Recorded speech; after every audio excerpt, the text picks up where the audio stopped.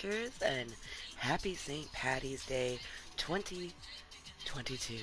It is currently a quarter to 1 p.m.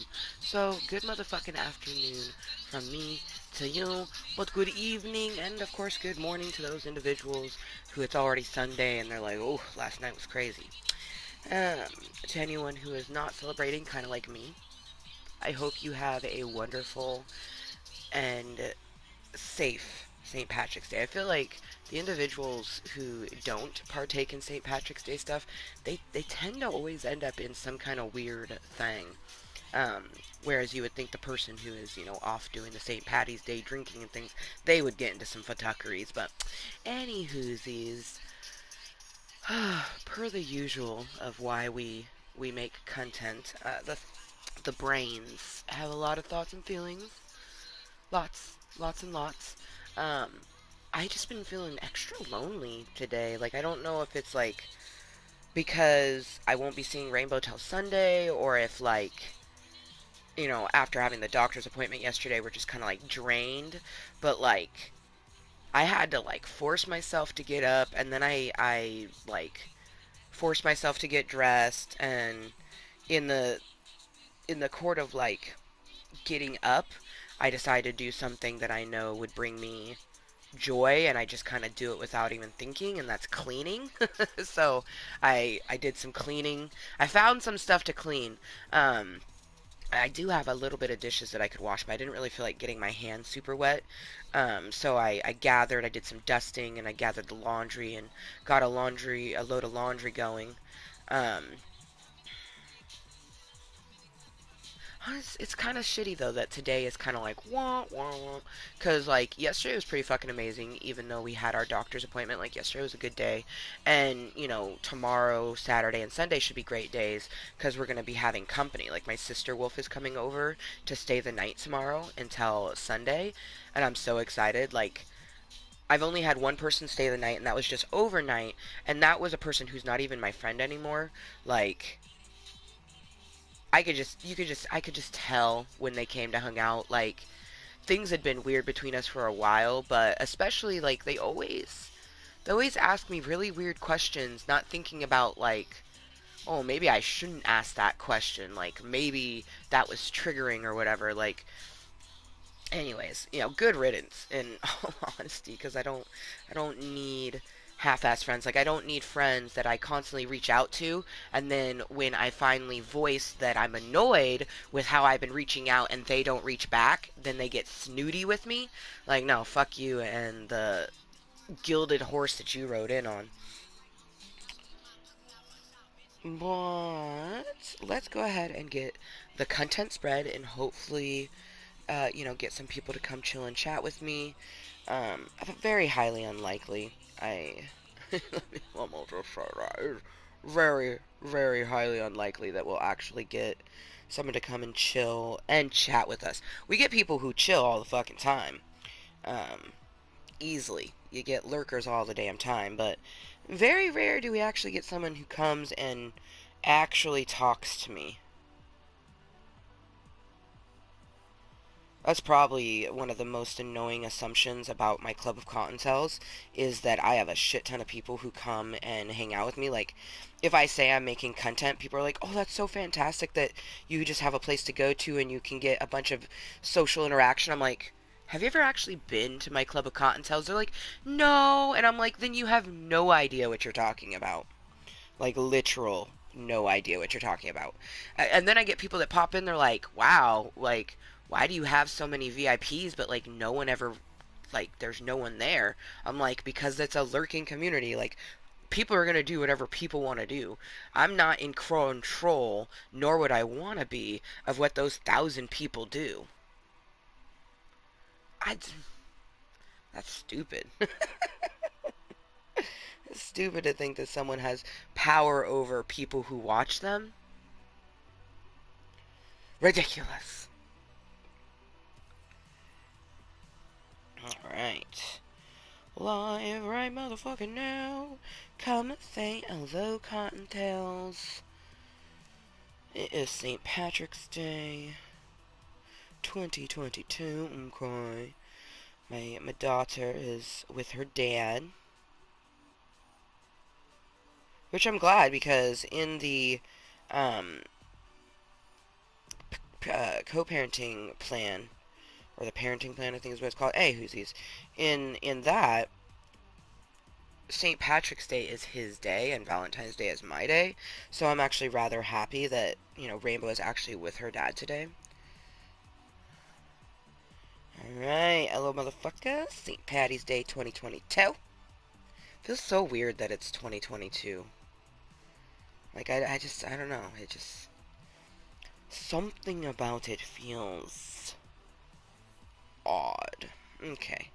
Content has been spread out. Let's spread it in one last place. The Snapchatty. Yes.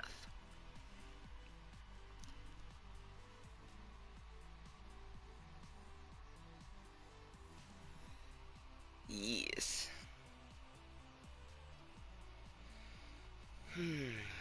This meeting almost was like three different types of things. A portion of me was like, we should do some calisthenics with Kottontale. And then another portion was like, we should play some Red Dead.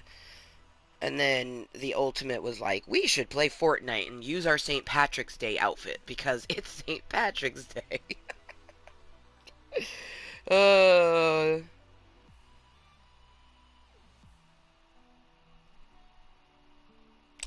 Alright, everything has been spread sufficiently. Let's close that out. Do I want to listen to some music right now? Maybe while we enjoy our Tokaloke.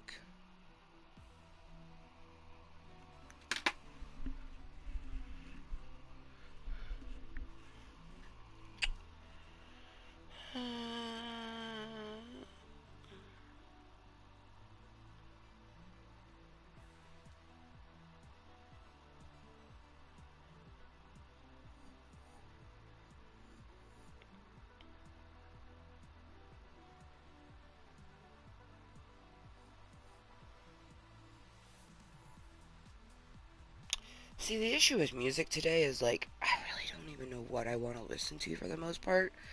Like, I need to get some medicine in me, that's what it is, because the brains are just not even.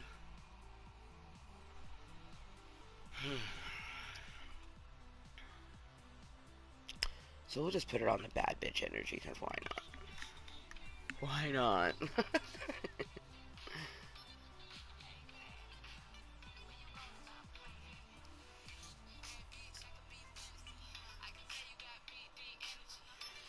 What up, Chaos? How you doing?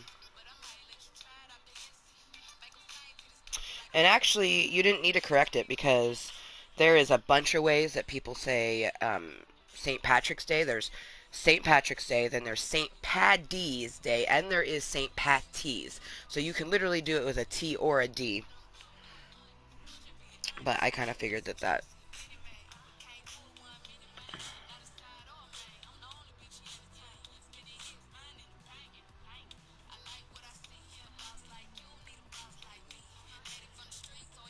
You know what? Why not do some themed,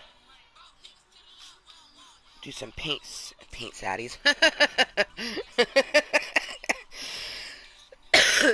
Some St. Patty's Day blowing out some smoke. The luck of the Irish. Yar me har me har har har.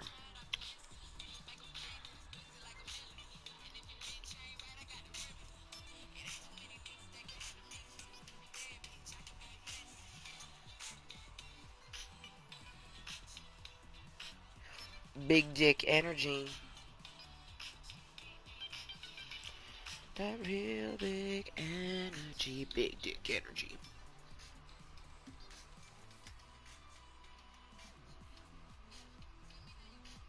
Oh yeah, no corrections needed.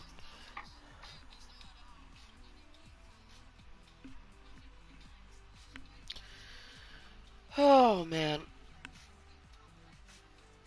One day, one day when we'll have more people who are older.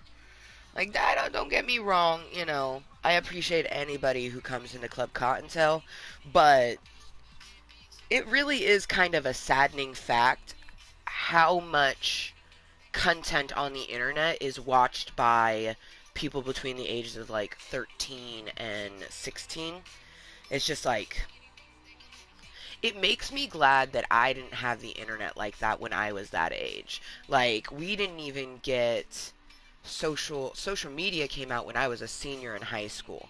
So, and I'm sure they had like some types of things like that, but like I should say like mainstream social media, MySpace specifically, that came out when I was a senior in high school. You been good? I've been fine. I mean, anyone who tunes into my content can see how I am.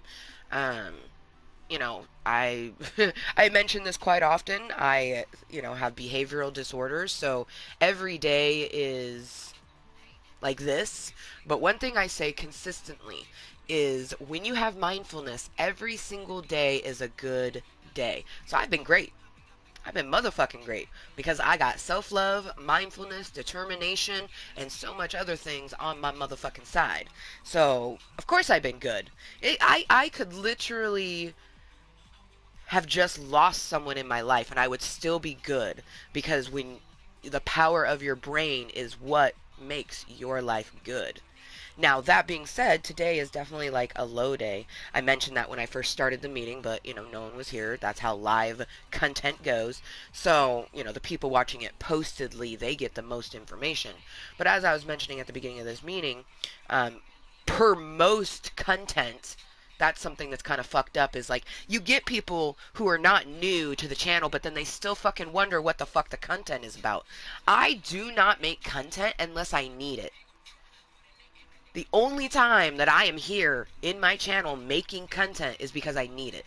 So that can kind of like set the bar for you knowing if I'm good or not. Like, is she in Club Cottontail? And she's not just like saying, man, today's a fantastic day. She's probably not in a good mood. You know what I mean? Process of elimination. She's in Club Cottontail. She probably is having a low mood or needs extra moisture because that's the only reason that we come here to make content is because it's for a purpose. And as I had mentioned at the beginning, brains are all over the place, definitely feeling lonely. Could be because Rainbow's not here, could be for a bunch of different reasons, probably is from a bunch of different reasons. Hugely could just be that's how my brain works. My brain just does that fucked up shit. And the best way and the only way to keep my brains doing what I want to do is to medicate. And I haven't had any medicine today yet because I don't really like toking right when I wake up. And, unless they can encapsulate exactly what marijuana does, I don't want to take the pharmaceutical pills. But, no, today is not a good day. Like, in the realm of good days, today's a shitty fucking day. I feel lonely. I have hit up people, and the one person I hit up, they kind of were, like, being very standoffish, which, nor here nor there. I don't know. I'll be happy tomorrow when my sissy wolf is coming over and I will have someone to hang out with for the next few days and someone to talk to about all of the things that have been going on in my life in the last couple years because anybody who watches my content consistently, they know how crazy my life has been. People who only pop in maybe once a year, twice a year, y'all don't fucking know what's going on with Amber because you don't care to keep up with it. And I don't care that you don't keep up with it because that's not why I'm here. I am here because I want to be, because I need it for something. It's just fucking so stupid. And, I would like to say that it's, just the infant fluffy baby fucking bunnies, but it's not. It goes all the way up into older cottontails. That's one thing that I could, like, evolve with my content is people's assumptions of why people make content on the internet. And to understand that sure, majority of the people are there because they are wanting to be your television, they're wanting to be your entertainment, yada yada yada. But there's a good amount of us who are not here to entertain you. We are here to simply talk to me, myself, and I, to talk to ourselves, to get thoughts and feelings out. Or if someone actually wants to attempt to have a conversation with us, we have a conversation. But people don't want to have a conversation. People want to ask the same lame questions that you always ask a person that you haven't seen in a long time. Like, how you been? How you doing? It's like, You don't fucking care how I've been or how I'm doing, because if you did, you would already know how I've been and how I'm doing.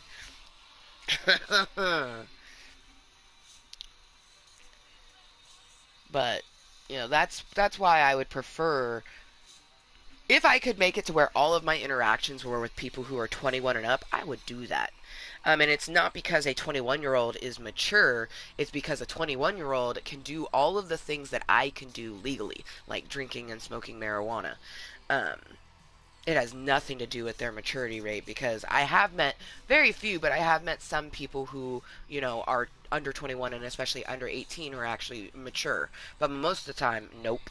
And especially not here in, the land of the interwebs, because people come here seeking entertainment, and that's not what I'm giving. Like, you would think that people who have been here consistently, they would know that. But they don't, because people view Club Cottontail however the fuck they want to view it. It doesn't matter how much I explain what my content is about and what I do. People are just gonna do and think whatever the fuck they want to do and think. But on that note, let's get some medicine in us. It's just after 1 o'clock in the afternoon. It is a Thursday. It does not feel like Thursday because Rainbow left yesterday. It straight up feels like Saturday. Today feels like Saturday. This week is going to be so weird because it's Thursday. I have all of Thursday to myself, and then Friday is tomorrow. My sissy wolf will be coming over, which I imagine Friday and Saturday are just going to go. They're going to fly by so fast because I'm going to have actual company. I already know those days are going to fly past. And before I know it, it'll be Sunday, and Rainbow will be home, and, we'll be getting back to doing the damn thing. Another reason why I am not happy that the brains are just like, is that I had certain things that I wanted to do today, like looking up a primary doctor, but, like, I don't even want to, like, pop on the laptop and do any of that. Like, I just don't, and that's why we're in Club Cottontail, to gain that moisture to help us to continue to do this day. So then, hopefully after this meeting, I do my delicious sweat sesh. That's why I'm in my fitness attire now. Hopefully after this meeting, we do a delicious sweat sesh, and then after that sweat sesh, either watch a movie or, dibble dabble with that giddy up and go, because originally, I had planned on all content today being Red Dead Redemption 2. So, we definitely will be playing some Red Dead today. Unless, we don't end up really feel like doing it. And in that case, we'll do something else. Alright, medicine. Let's get you in us. Cheers to anyone who's actually toking with me, and extra cheers to the individuals who are toking, sort of in the same way that I am. You don't necessarily want to, but you know that you need to make the pain go away, to help the brain smooth out, for whatever reasons that you toke marijuana medically. Extra cheers to you. Cheers to everyone who's toking, because, we're 420 friendly. I don't give a fuck if you smoke to fold your laundry or you smoke just because you like the way it makes you feel. Cheers to those individuals, and hopefully today is a extremely moist day for anyone, and especially thank you to anyone who is tuning into this content. You could be literally doing anything else. So thank you to Chaos and any of the lurkin, twerkin, incognito cottontails, those people watching his posted content. You could literally be doing anything else right now, and you're hanging out with me. So I appreciate that. Ugh. I ain't getting hung out with any other way.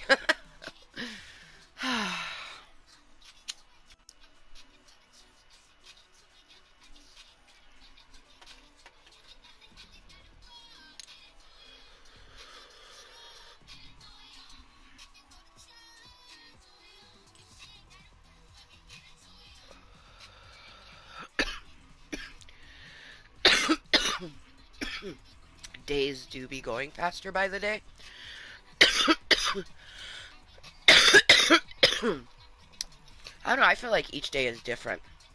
Some days go really fast, some days go really slow. Like yesterday Yesterday went really slow. Yesterday was a very slow day. Today definitely feels like a much quicker day. Like it's already 1 o'clock in the afternoon. You know what I mean?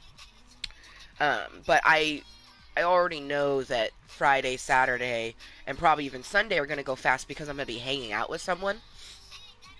Like in all actuality, time is still the same thing that it is, but when you hang out with someone, time just like becomes different. No problem. No need to apologize. It's the internet. Remember, we don't say sorry in here. But if you do, we like to apologize, but there is no apology needed because it's the interwebs. You know what I mean? But they apologize that they haven't been watching daily. See, this is the thing that I don't like. Literally what they said. I haven't been watching you daily. School's been so much for me. Like, I would rather you never fucking watch me and you stick to school. You know what I mean? Like, no offense. But, like, I don't want those apologies. I don't want someone to say, sorry, I couldn't watch you, I was in school. Like, you should be in school. You should be doing that versus watching someone make content. You know what I mean? Never apologize for not watching something or not watching someone. Who gives a fuck if you don't watch them? You know what I mean? And if that person makes you feel like shit, not saying that I did because I clearly didn't, but I know that there's streamers out there who make their followers feel like shit because they missed a day. And it's like, bro, life goes. Life is going constantly. So that's why I appreciate when people take time to watch me because I know how busy life is. Like, I could literally be doing anything else. Literally anything else. I could go for a walk. I could, like, do a fitness workout. There's tons of things that I could be doing versus sitting here in my club of Cottontails. So it's like, I appreciate it, but never ever apologize on the internet unless you actually did something that needs to be apologizing for, and in that case, never do it again. Like, if you called someone fat in the heat of the moment, sure, apologize for being rude to them, but know it's the internet, that person most likely didn't take your comment to heart, and if they did, they shouldn't be on the internet. Like, for realsies. I think that's one thing that I have that most people don't have is I don't give a fuck what people say to me. Like, sure, I'm human, so some of the things are gonna hurt or strike a nerve or whatever, but in the end, I'm mindful enough to just, like, in one ear and out the other because that's just their opinion. And the only opinion of myself that I care about is the opinion of myself, and of course, like, doctors, or maybe, like if a really close friend, like if my best duder was to start being really rude, like that would hurt me, because it's not a person who's known to do that or would do that, like my best bitch, you know what I mean? If she was to all of a sudden just be like, you're a fucking cunt and have been for years, and I don't want to be your friend, I'd be extremely hurt. Because for one, I'd be like, why didn't you communicate that with me? And let it fester, and then also, what the fuck, you know what I mean? 20 years of friendship and you're just gonna, like, do that? Like, that type of stuff would hurt me. Complete strangers, that shit don't hurt. It barely even hurts when a crush says something rude to me, because it's just like, if you're gonna say something rude to me, you're either projecting something from yourself, or you have so much, you know ness in you that you're projecting it on people. Like,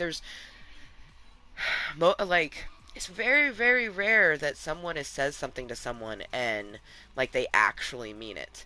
I've said things where I actually mean it, and I for surely am not projecting any of my insecurities onto those persons. But it's very infrequent, and especially now, like, I try my best to not do that. Part of being healthy and mindful is doing it in all aspects of your life.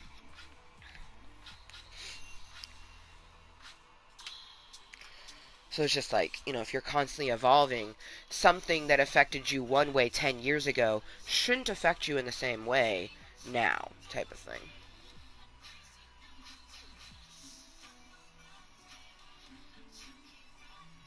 Say what you gonna do to me. Loosen up my button, babe. Yeah, no, I look forward to not just having consistent, people hanging out and chatting with me, but definitely consistent chilling and chatting from individuals who are either very similar to myself or older, because it makes me very, very, very, very, very, very, very, very, very, very uncomfortable when people of a certain age watch my content. Like, you do what you gonna do. I can't keep you from doing that.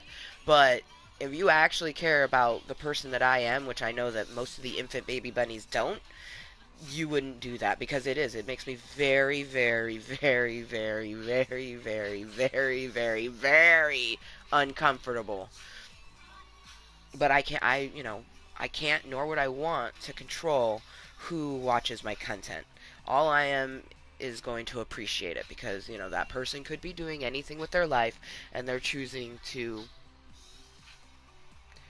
watch the contentry that is, formerly Amber Motherfucking Lewis, and I'm still Amber Motherfucking Lewis, because I've come to a conclusion with the last name Lewis. As much as I don't like it, and I really would like to change my last name to Princess, um, I feel like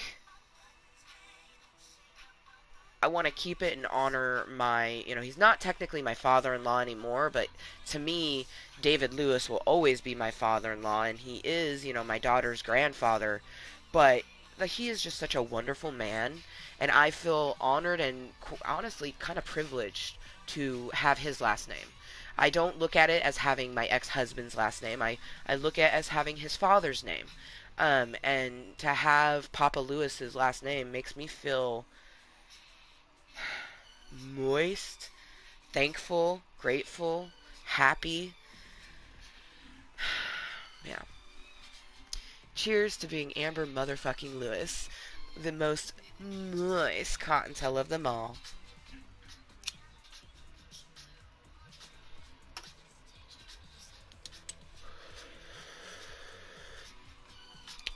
It's the sort of thing that I will be Amber M. Lewis, Sr.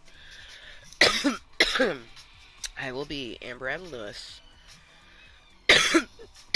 until I get remarried and I take on my spouse's last name. Enjoy your spring break, by the way. To anyone who's on spring break, enjoy your spring break. Because spring break is not just for, people who are in high school and below.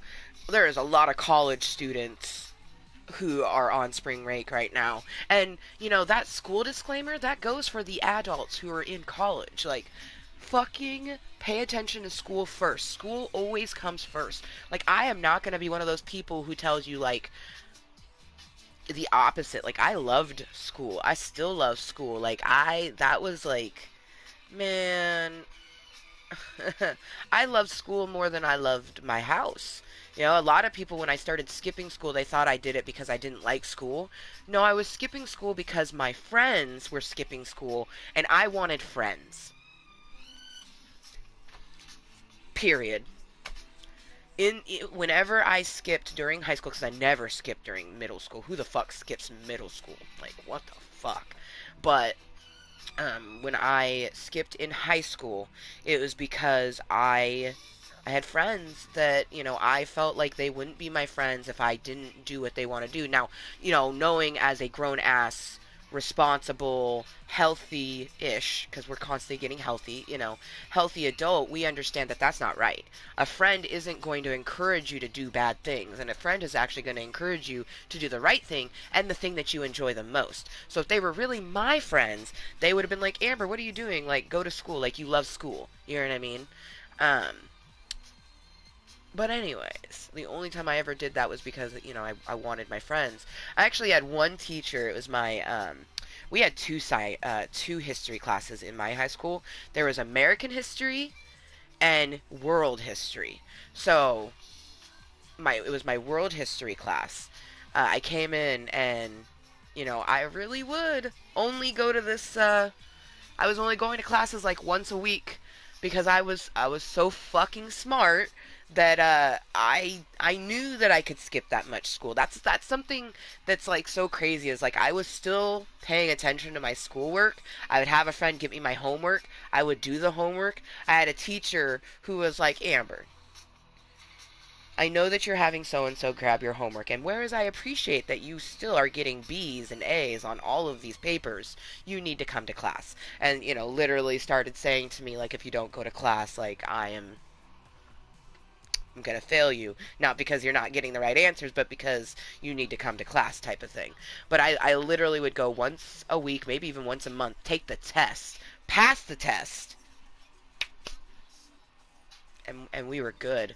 Uh, my junior year, my junior year was that was my junior year was a lot of that. I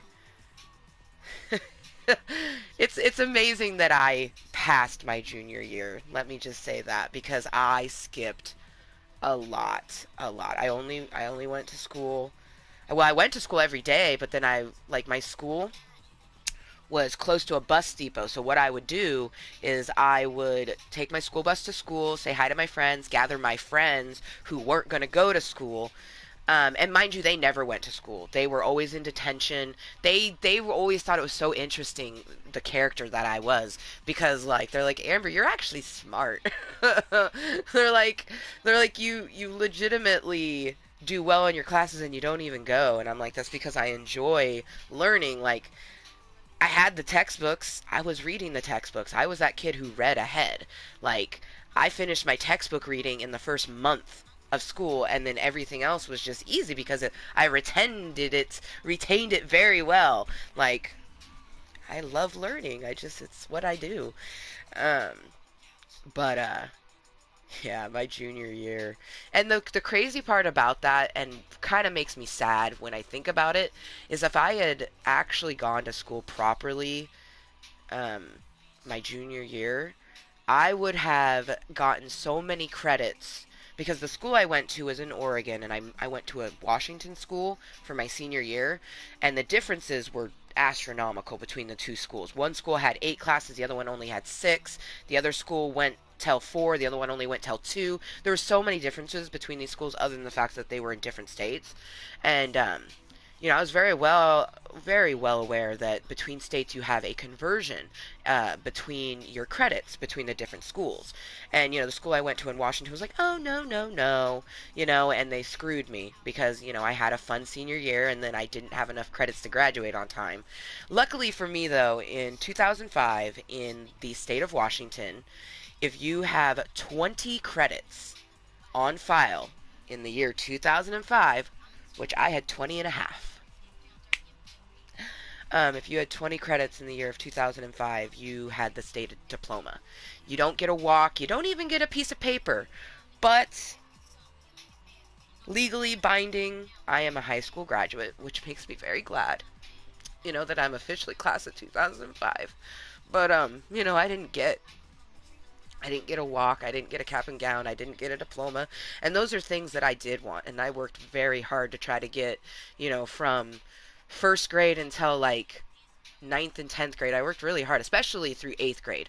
Once I got into high school, like I said, I had friends that I thought were my friends, and I wanted to keep those friends, and those friends didn't go to school. So that's what we did. And I really wish I hadn't. I wish that I had no friends, I guess, except for my one best friend that I still have to this day.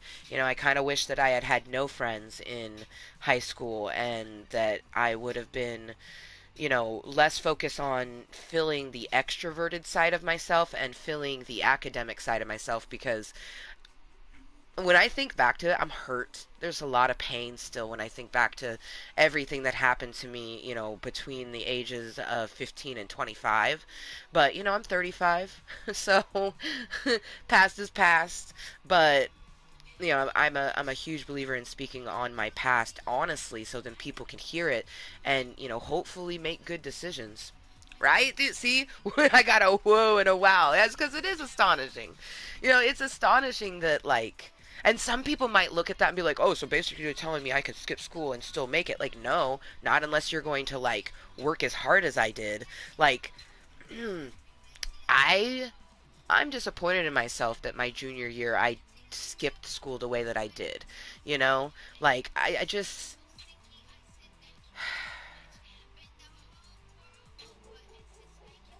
it's, it's learning experiences, you know, and I'm glad that I had those learning experiences so then I'll be able to tell my daughter when she gets older. And, you know, I hope that my daughter has a very, honestly, vastly different experience than I did growing up because I have a lot of fucked up memories from my childhood and a lot of fucked up memories from my adulthood. Like,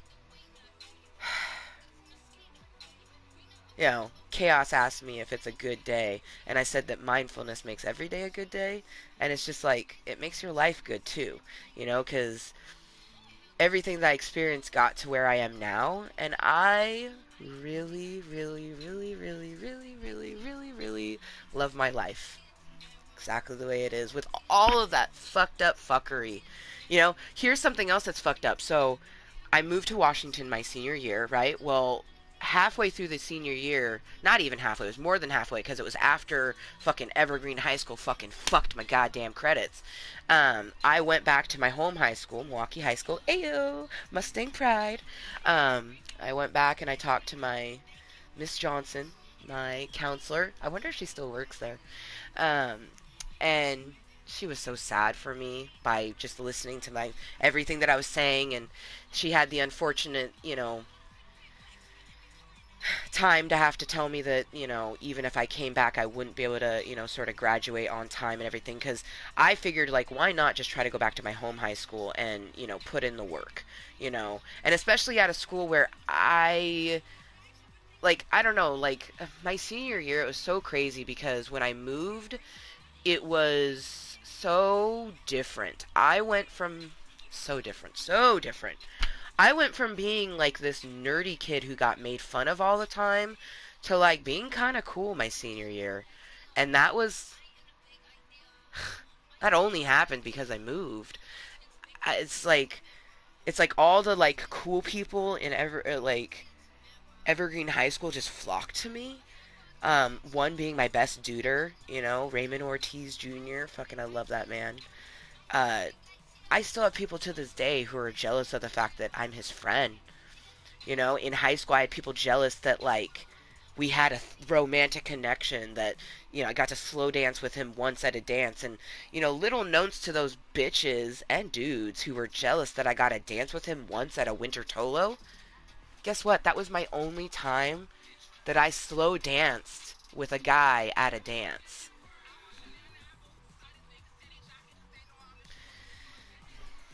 So, you can be jealous of that all you want to because that was the first time in my fucking high school life that I got to experience not just dancing with someone, but I actually liked the person and had a crush. Like we had a huge connection. So like, you know, that dance is large in both of our memories. Like me and Ray are fucking soulmates, you know. But man, I just wouldn't change it all. Like a lot of it makes me sad, but I've also done a lot of growing. Like from 26 to now, like man, I like to say that I literally was born kind of like at the age of 26 because especially in my teens because every teenager is going through that hormonal shit, but like I had all my extra behavioral disorders on top of it and childhood trauma and I still was a fucking child. People thought I was an adult. I never want to go back to being fucking 16 or 17. People talk about wanting to go back to being that age. Why the fuck do you want to be 16 again? No one listens to you. Everyone thinks you're older or super younger.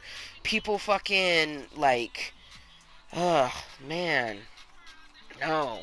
I like being 35. Fuck me. I love my being in my 30s actually.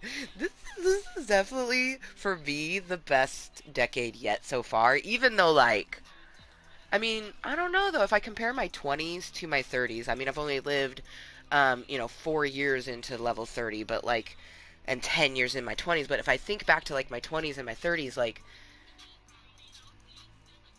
I don't know, like, you know, shit all around because life's gonna have shit. There is constant shit in life. We just don't focus on the shit. We focus on the rainbows, right? And it's like if we take a moment and look at the shit from my 20s and my 30s, I don't know. When you grow and evolve and heal, the shit just doesn't look so shitty anymore. that's the best way to kind of explain it, because the shit that happened to me in my 30s is really fucked up. Like, especially because it started in my 20s. So it's just like, huh. And it happened after a time of when I had had my self growth and realizations, because I said, I felt like I was born at the age of 26, because teens, I can't even think about that, but like my early 20s, I was not taking care of myself pretty much at all. But in the eyes of other people, I was, because when I was 21, I went from being 336 pounds down to 210. And I kept it off for 2 years. I did a great job. But see, what people didn't know is I was only doing the physical. And what drove me to do the physical is that I hated myself. Um, that's not a way to become healthy. The way you become healthy is with uh, self love and happiness, but lots of love. And, the weight loss and health journey that I'm on now will always be vastly different from the one that when I was 21 for so many reasons, but especially the top reason being that I'm not just helping myself physically, I'm helping myself mentally. If I wasn't doing that, there's no way that I would have maintained the weight that I've been at with only 10 pounds weight gain. With all the shit that's happened to me in the last year and a half, 2 years. Um, you know, After giving birth to Rainbow, I did gain some weight. I got up to 363 pounds, was not happy about that. That had been the highest I'd ever been in my whole entire life. And I was like, nope, this ain't happening. And then we got back down to pre-pregnancy weight, which was 298. And I was very proud of myself, losing like 75 pounds, and then we did gain a little bit back.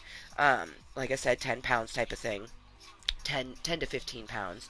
But the fact that I didn't gain it all back with everything that was going on, going through separation, divorce, moving out, a lot of transitions. Like, I'm so proud of myself. 21-year-old Amber wouldn't have been able to do that because she didn't do it. When something intense happened in my life when I was about 22, 23, that relationship I was in was so toxic. It had romance, but there was toxicity. You know what I mean? They were the last person to actually love me and give me romance, but there was toxicity on both sides. He did things that I wasn't verbally saying that I didn't like, and I didn't, when I met them, I wasn't honest about all the things I deal with mentally and physically. So, toxicity on both sides. When I met Voldemort, who, was just a whole ball of toxicity, I was not. I was like antidote, and that's why, I very much at the beginning, I was very stern, but after a while I was blinded by love. And, that's a shitty thing, is that you can get blinded by love like that. But he was the first, and to this point, one of the only people that I have told about every single thing that I deal with, mentally and physically, before we got into a serious romantic relationship or just any relationship in general. Because, with friendships, you should, if you are an individual who deals with health challenges, you should be disclosing that to your close friends, because how else are they going to know when something's happening? You know, if they don't know that you have a bad leg, when all of a sudden you fall to the floor, they're going to think something's really wrong. If you haven't already told them, like, hey, I have a bad left leg. So, I might have a leg spasm. Most of the time I don't, but every so often I'll start limping and my friends are like, oh my God, what's wrong? And they're like, oh wait, that's right, your hip. They're like, damn, Amber, you're usually, you can't tell that you're gimpy. And I'm like, let's not say it that way.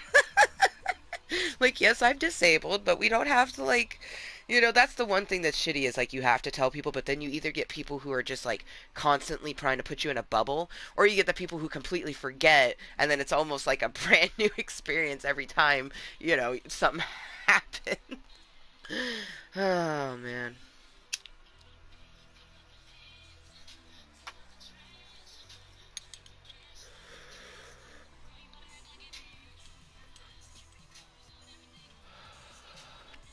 Oh, man, if I had $1 billion, I'm assuming that's what you meant by saying, if I had 1 billion, what would I do with it? $1 billion. Well, is this non-tax money? Let's assume you mean it's non-taxed, right?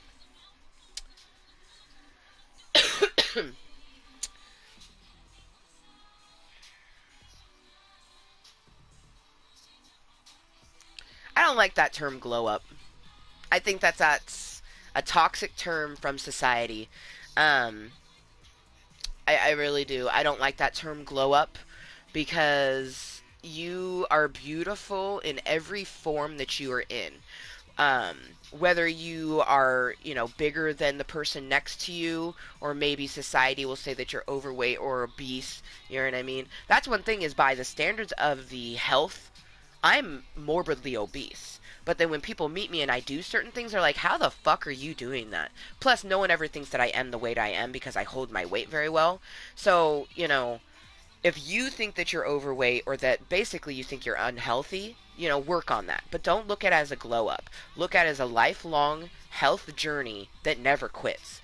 You are constantly evolving in life. You should always consistently and constantly evolve to be a better you than you were yesterday. Always evolving, always just loving yourself along the way. Because every single form of you is beautiful. Even that toxic version from years ago, like me in my 20s, I was still beautiful back then. And what's more fucked up is I had more friends back then than I do now. I had more people who talked to me then, more people who did certain things with me than now. But the shape of the relationships I make now are more fulfilling than what was back then.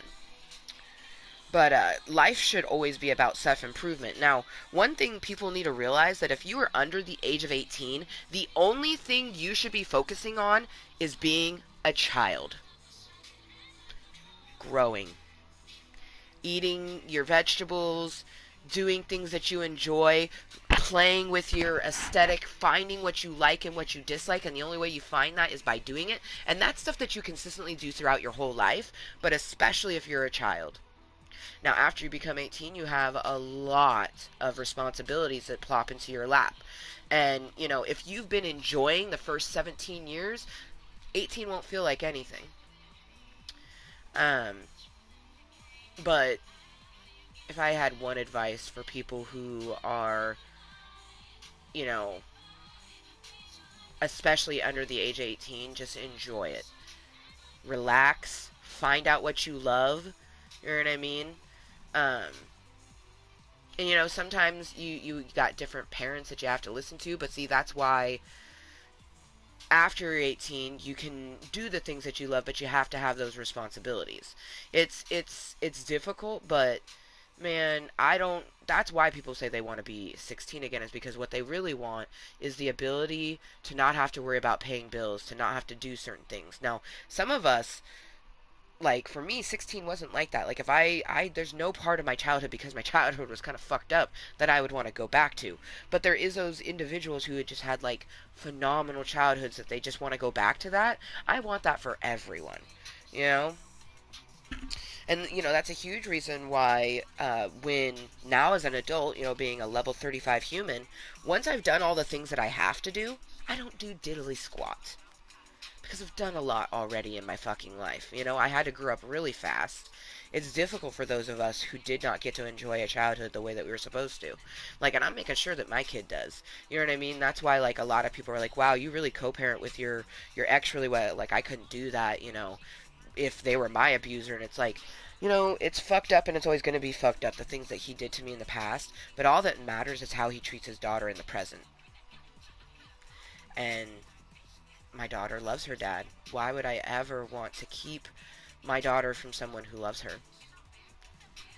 And, he has to be kind to me because it is only way to have a healthy relationship.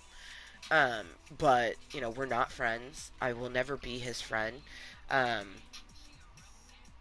I think that's why people are kind of flabbergasted by how I'm able to do what I do. And it's like, I just want my kid to have all the things that I didn't. And that's what, like, any parent wants it for their kid. But for me, it's, the hope that she won't have any childhood trauma from either of her parents. Because I can't control what happens in her dad's house, type of thing. But, I have trauma from both of my parents. And I hope that she has none. And if she does, it's not going to be from me, I... And I mean, it still might be, because you don't know how life is going to go, you know? I'm sure my parents never thought that they would give me childhood trauma.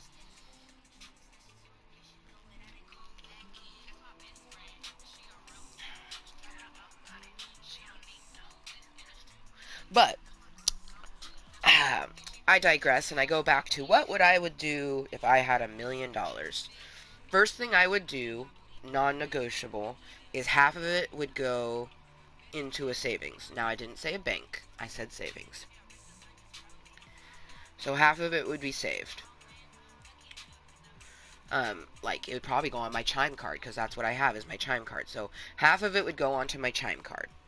Actually, all of it would go onto my Chime card, but half of it would stay on the Chime card and never get fucking touched.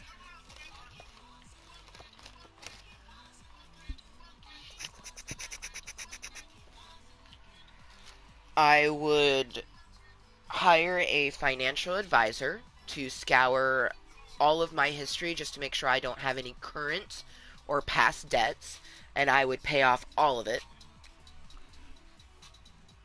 because there's no way I have a $500,000 in debt. Or $500,000,000, I should say. There's no way I have a $500,000,000 in debt. So I pay off all my debt. And then I would find a home for me and my daughter, and it would be a very large but quaint home. So it wouldn't be super duper fucking ginormous. It would be, probably like 3 bedrooms, 2.5 baths, have a nice yard, have a shop, no stairs. If it did have stairs, it'd be stairs that were geared to being like a perfect 90-degree angle, so it'd be easy for me to go up and down them. But these stairs would be stairs that I wouldn't have to use on a regular. It'd be stairs that I could use only if I wanted to, or, like for example, like stairs to a basement, where it's like a rec room type thing, or where I go do laundry, once a week type of thing. But I have arthritis and hip joint problems, so for the most part, no stairs. And if we did have stairs, I might even like put an elevator in it. You know what I mean? Because if we like, let's just say I have $250,000,000 in debt, I still have $250,000,000 to do whatever the fuck I want to, because we saved half of it. So I could easily, with $250,000,000, build, just the most fantastical home. Um, One thing I did always hope for myself that, that I think every parent kind of hopes is being able to have some money that you put towards like your kids' adventures or schooling, things like that. But really, it'd be just about making a very beautiful home with, having no cost limits on it, exactly the way I want. A nice pool. It would be somewhere in the Pacific Northwest. I absolutely love the Pacific Northwest. Never going to leave here. I'll vacation and go places, but I'm never moving from the Pacific Northwest. Um, like, if someone got me to move, like, that would seriously be a fucking prince, cause, uh, but yeah. I might even do like a 5 bedroom home, cause I'd want to have a bedroom for my daughter, but I'd want to have like a room that's a gaming room for myself, but it'd be like half gaming, half crafts.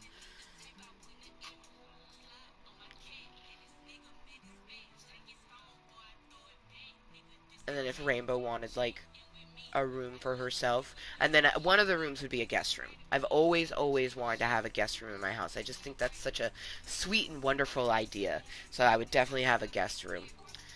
But yeah, no. Most of it would go into savings. Like I'd probably get a shit ton of tattoos. I'd get every tattoo idea that I've ever had. You know, get some of them utilized by artists that I'm like I can only dream of getting a tattoo by.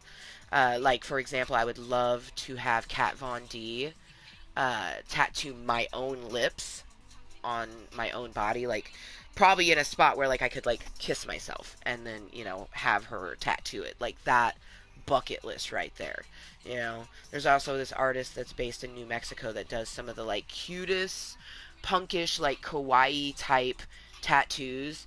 And I don't even know what I would have her tattoo because there's so many fun things that I could have her tattoo. But oh yeah, I would definitely do that. I'd probably have like, man, yeah, I would have if I could ever. I would have that artist do my mashup that I plan on getting. That's going to be Tuxedo Mask with Sailor Moon, but it's going to be Harlequin and the Joker. Yes.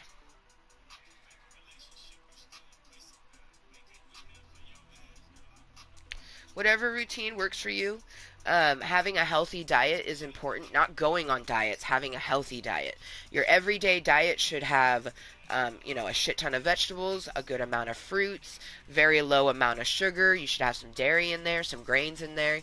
Uh, I eat according to the food pyramid. I do, however, because I live in a cave and I don't have a regular sort of kitchen setup, I have a medium sized fridge. It's smaller than a normal fridge, but bigger than a tiny fridge. So I can't fit as much in it, especially like fresh vegetables. But I always have some kind of fresh vegetable. Like I got a green pepper in there for me to munch on. I love green peppers. But for me, usually where I get my vegetable intake, and I have for years, is V8. I love V8. V8 is fucking delicious. Like, unbelievably delicious. Like, V8, I'm assuming that's the vegetable drink you're talking about, but V8 is just fucking smacks so hard.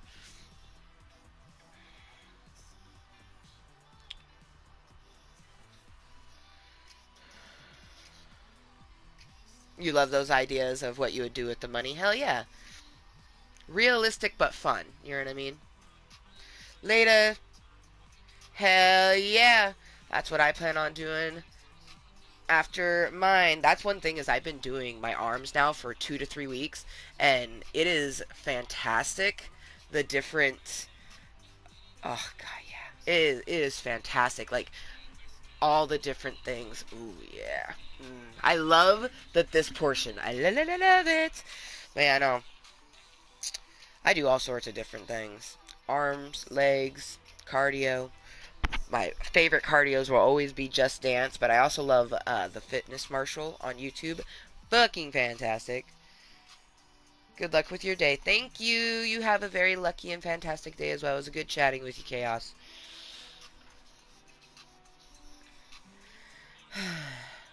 Oh yeah, at least I, had someone to chat with for a little bit.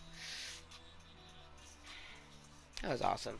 And like, Chaos is actually someone who found the channel like back when I first started. You know what I mean? And like, they're they're still.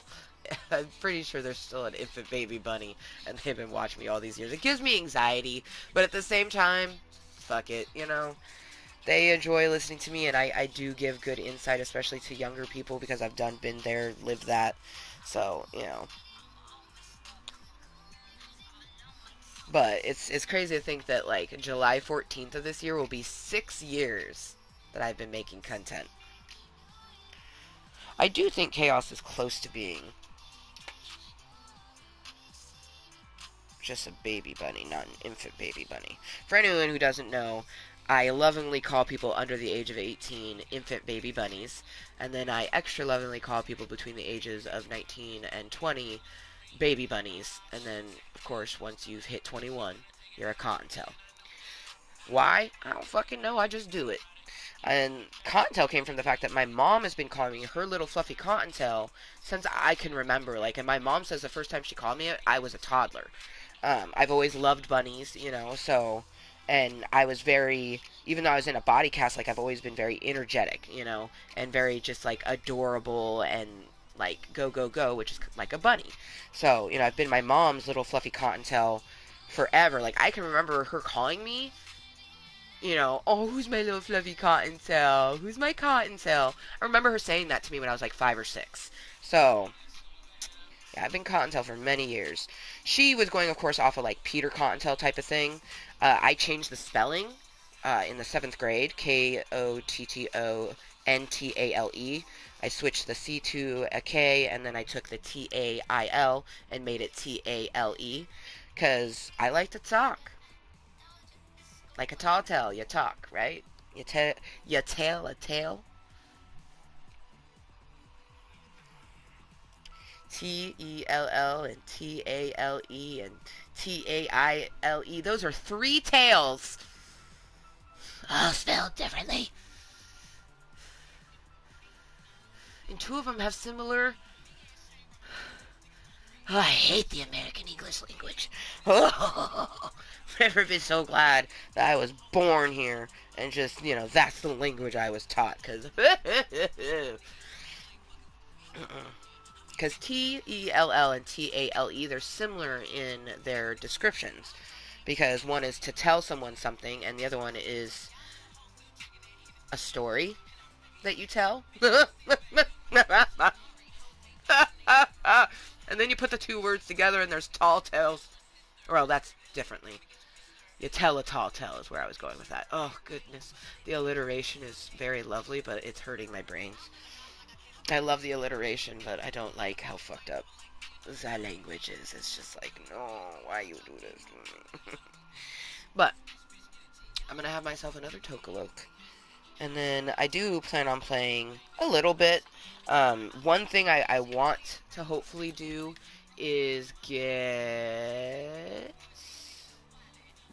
this. And it says assist in eliminating Gunner. Like, does that mean that, like, I have to kill them with someone else?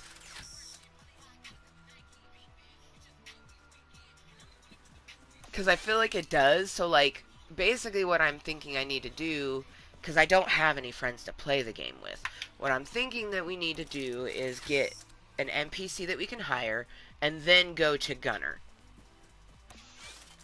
Now, if we don't end up getting, you know, The Rock doing his little fucking thing in the next few days, that's fine. Because as you can see, March 19th is when this chapter ends, and it's March 17th. Why do I have the hiccups all of a sudden? I mean, no me gusta. But I feel like I can, you know, if I play it enough, I could easily get that, because that's really the only thing left from this season. Like, I've already gotten pretty much all the different masks that I want to get. Like, you know, this one, yeah, I find it more creepy than cool, so, like, you know, I wouldn't be sad if I don't get it type of thing. Oh man, my hand is fucking twitching. I'm itching it right here, and I can feel weird tinglings in my fingers. That's not good. It's a huge reason why we, you know, haven't even really been trying to play Fortnite, because Fortnite, because it's more intense, it affects my carpal tunnel more than, say, Red Dead. Of course, Red Dead, sometimes it affects it a lot, because it just kind of depends on the mission that you do. Ooh, my tattoo is itching, so they itch so much. But I am glad that I remembered I had Aquaphor. Like, I wish I would have remembered it the day I peeled my second skin off.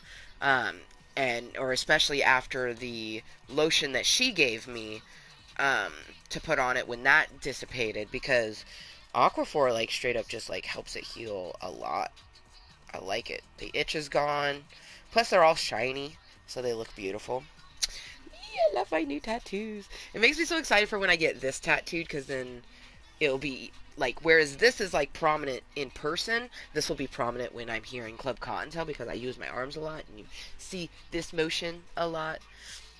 It's also the same sort of thing, like after my arms are all hella cut and beautiful, like I almost like may fill in some spots, like I kind of feel like it would be kind of cool to add background to SpongeBob, like just the surrounding area, give him like a background that they are standing on. I think that that would be savage to eventually add. But next thing that we'll be getting is the color in our two ladies, our beautiful Playboy Bunny Sailor Jupiter and our Sailor Elsa. Those will be the next two tattoos that we get as the color. After that, it will be going into Wizard of Oz and Cinderella. These bad boys, oh, I have to answer this.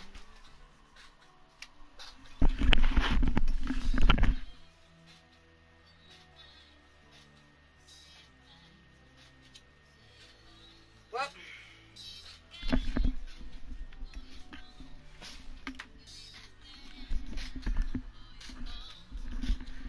they'll leave a message. But I did need to take that call. They might call back, which if they do, we will answer. Aw. I usually don't assume, but I can assume that the one opinion is from Chaos. So thank you so much to Chaos for leaving your opinion.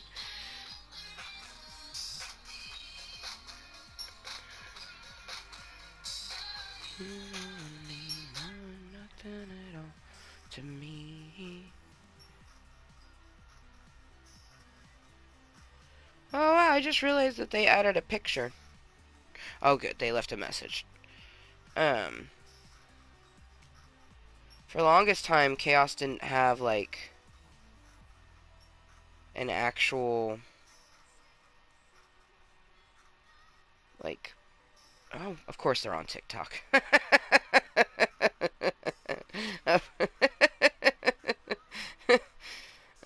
But yeah, they have. I mean, it's covering their face like this, which honestly, I kind of really love those types of pictures. I do them all the time too, because there's just something cool about it, like covering the face. But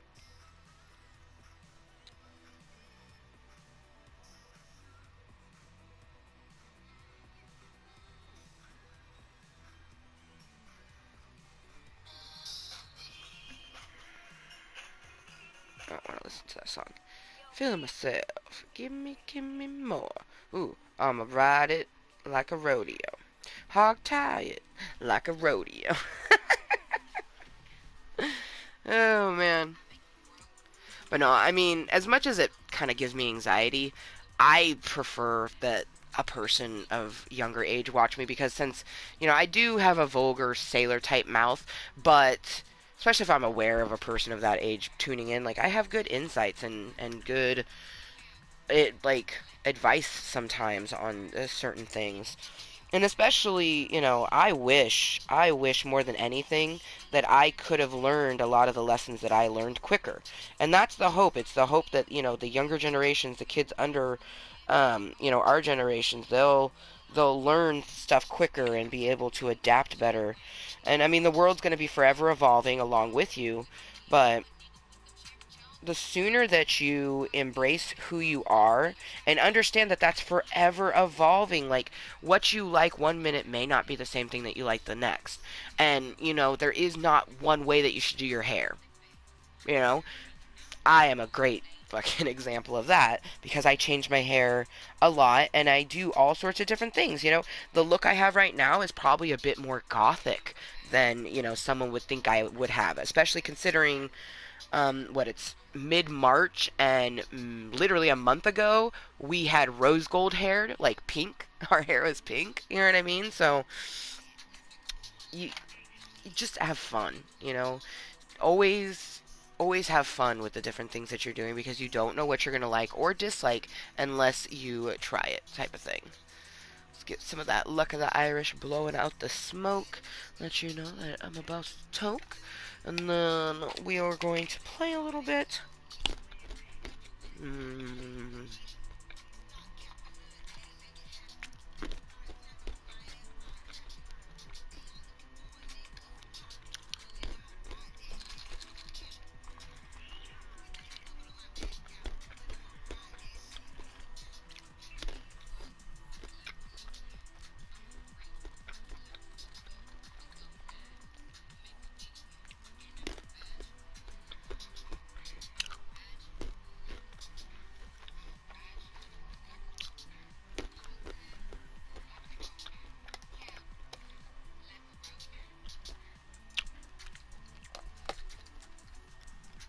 I wonder if the fitness marshal has done this song. I love some of the fact that I'll come across a song that I absolutely love and he'll have done like a little dance to it. And then there's this one, um, "We're Over," I think is the song, but like it like starts with "I'm on an island," and like it's a Dua Lipa song, but the fitness marshal did like a dance to it. Oh, I'm in love with this goddamn dance. I fucking love it so much. I'll do it like 4 or 5 times, get a good sweat going, and then I'll put like a different one on to switch up the movements and things like that. But it's so fun. And what I really love is that he has the perspective from a couple different body types. Like he's a very, very fit, muscular male, and then they have a lady who is thick but she's fit, and then they have a fit big girl, like girl that damn near looks like me. And I love that because like sometimes I can move fast so I can follow one of the other two, but sometimes I can't do that movement as much, so I can follow the other gal, and it's really lovely. It's so good. Like if it just goes along the lines of finding things that help you, because the only way to achieve what we want is to enjoy how we are achieving it.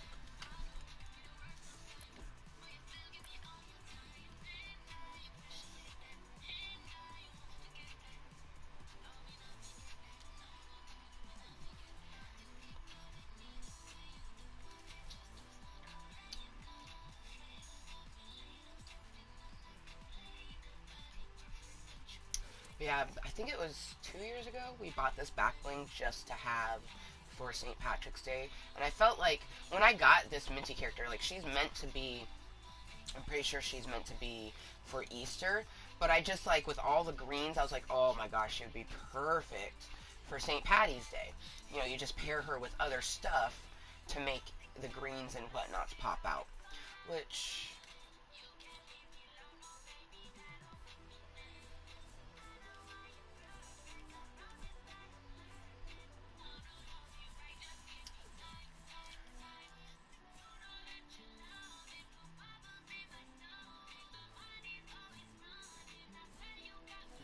maybe what she's using is the best.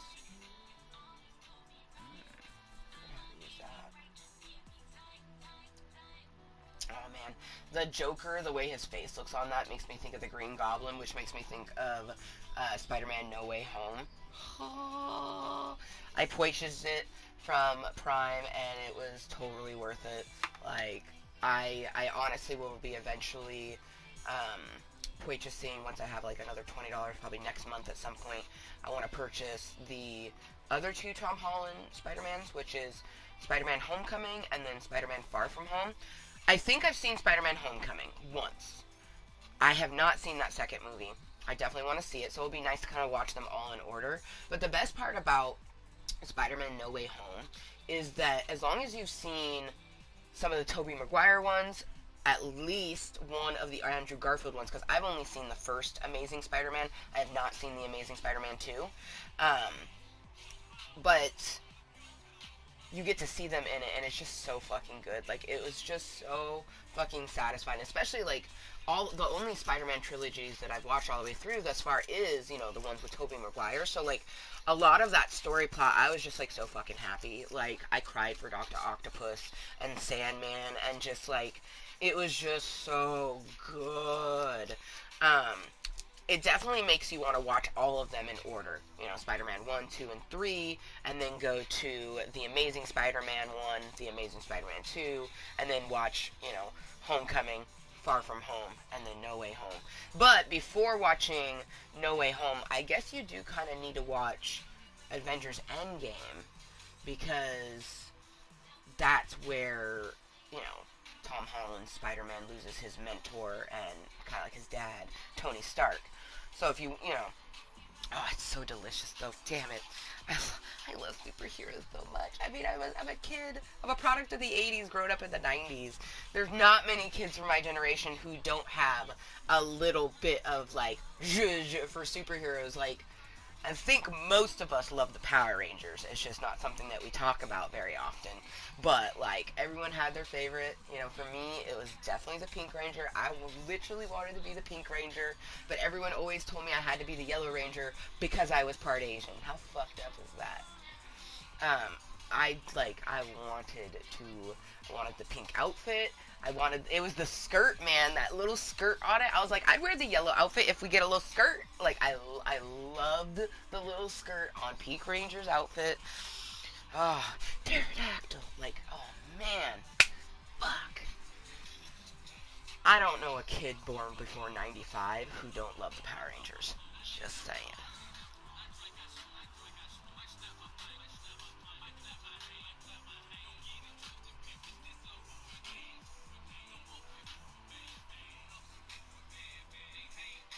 Do you think they're rebooting? They've been rebooting a lot of things lately, bringing things back, and I feel like, you know, the one that they haven't tried to tamper with quite yet is the Power Rangers. There's enough Power Rangers living, including the Red Ranger and the Green Ranger, which I feel like most people would really want to see the Green Ranger, because the Green Ranger was also the White Ranger, but anyways. I think that would be, that you could have them in the movie. You know what I mean?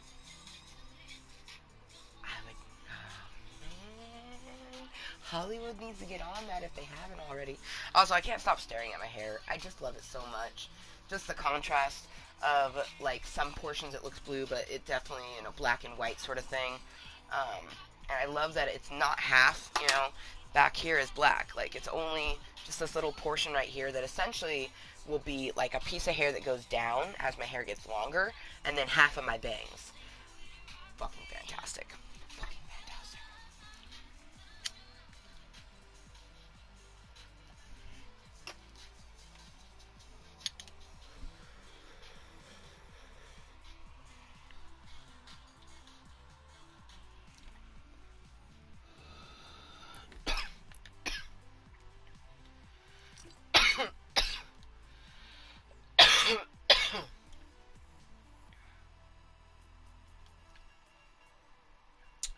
Raymundo.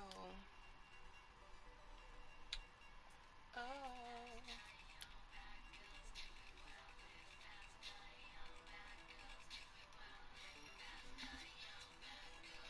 Interesting. I wonder who she's playing duos with.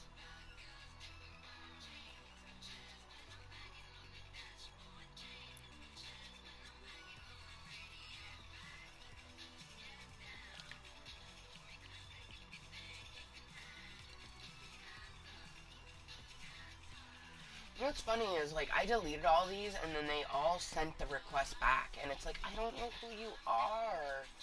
Like,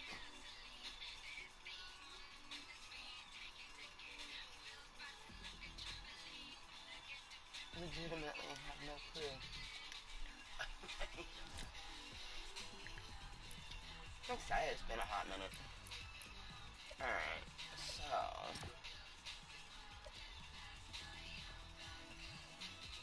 we're gonna pin that one. But I need to, like, damn it, I need to look at the map. Because if I think I remember some of the places of characters that I can purchase that can join me. But ideally, I need to find one that's kind of close to Gunner, so then we don't have to travel super far.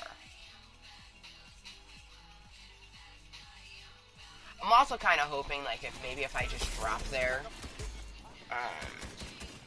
some of the other people will be down to help, and, like, maybe if I kill it with another solo player, like, that counts as assisting. Oh, jeez.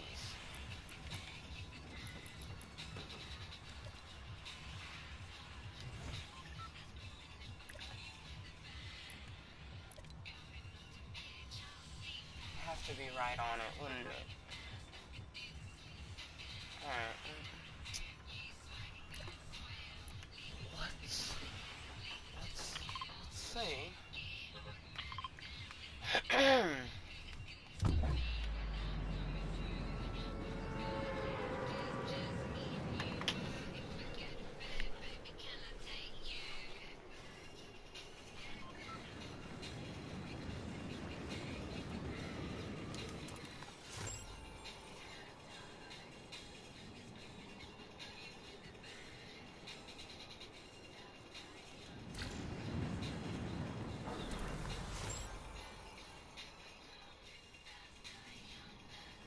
That will take us into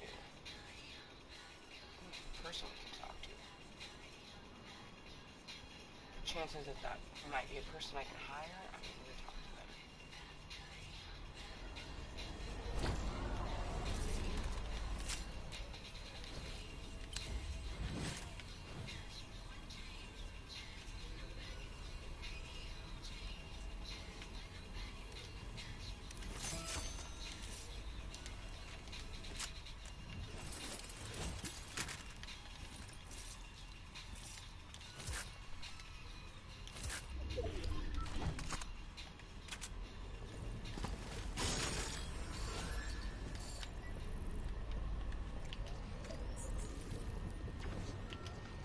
Get over there because they could be shooting at him already.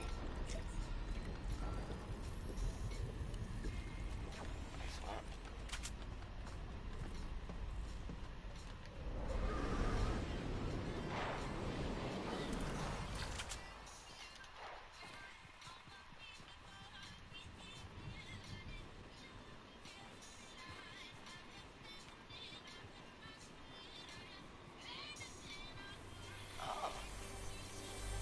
the titties up here. How you doing? Some pizza, huh? Pizza party.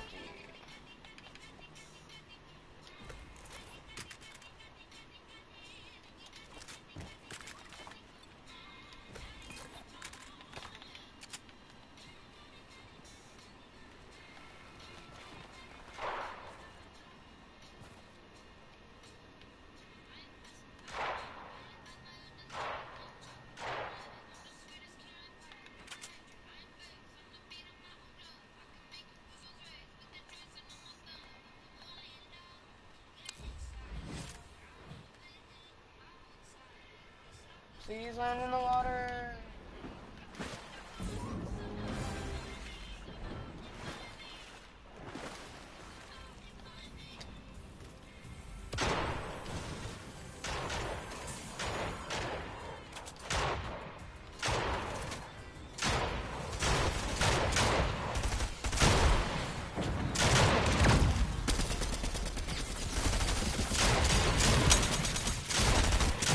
Holy fuck!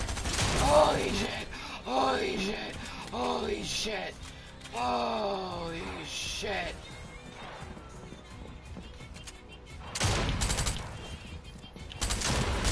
Holy shit! Holy shit! Holy shit!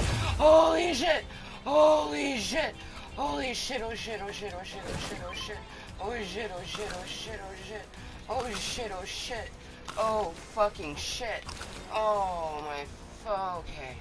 Okay. Okay. Okay.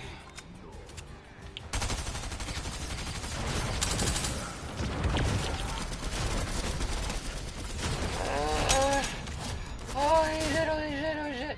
Holy shit, holy shit, holy shit. Holy shit, holy shit, holy shit.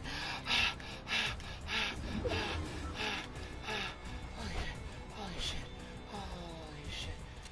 Holy shit, oh shit, oh shit. Holy shit, oh shit. Okay. Okay.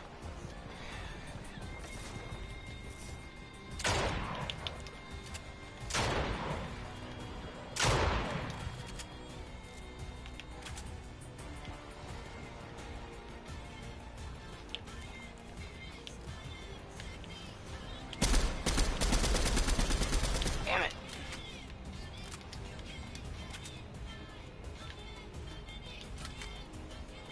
Where is that gunner bastard? There he is.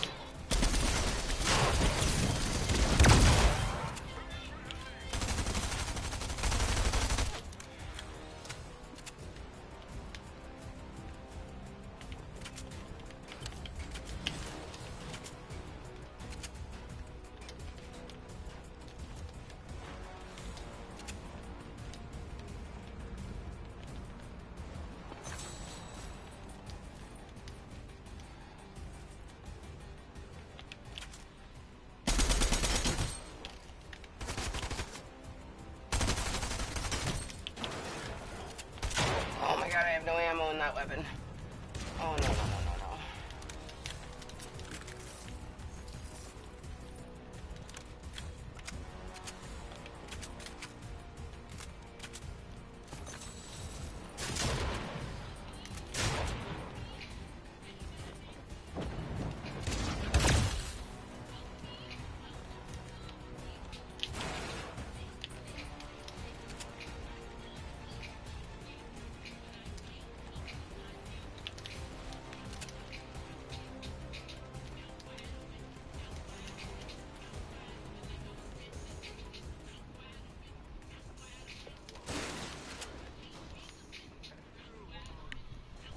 The fucking storm is coming in.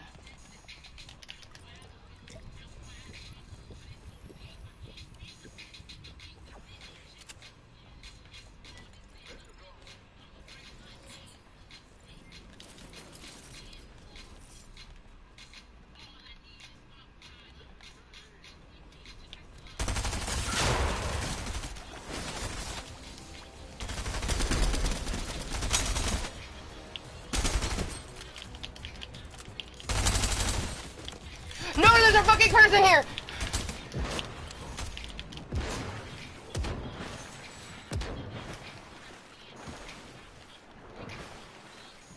Shit, shit, shit, shit.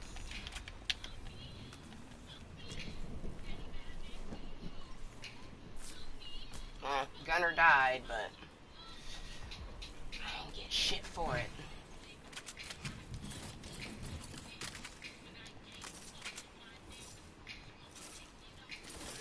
Figure out how to get the fuck out of here. Okay. Oh man. Oh man. That did not take us. That did not take us anywhere good. Damn it. Alright, well.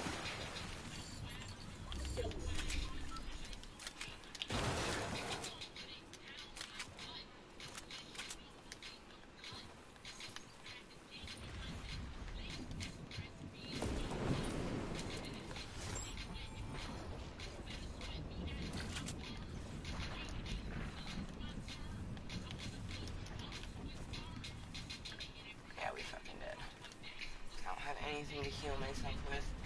That was insanity, and there's no fucking way that we're getting that at all. Like, that's not gonna happen. That was fucking insanity.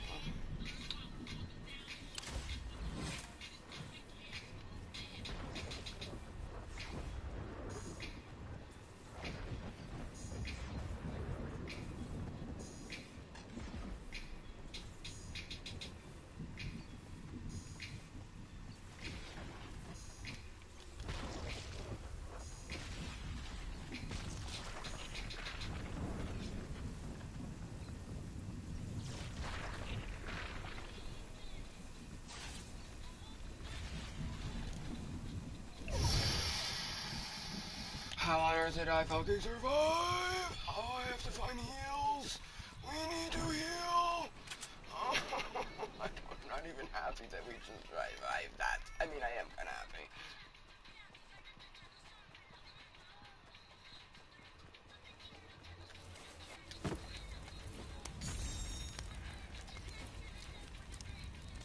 No clue what that is, but...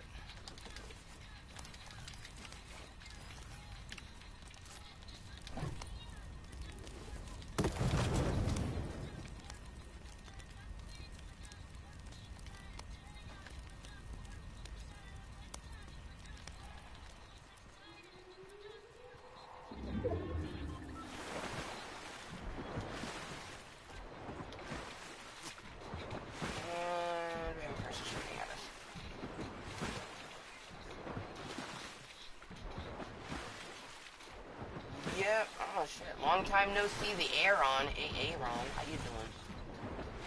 I play Fortnite. That's what I do. It's actually funny. This is the first time I played Fortnite in quite a while. I've been playing a lot of Red Dead Redemption 2. But there is the season's coming to an end. Plus, this game has St. Patrick's Day themed outfits.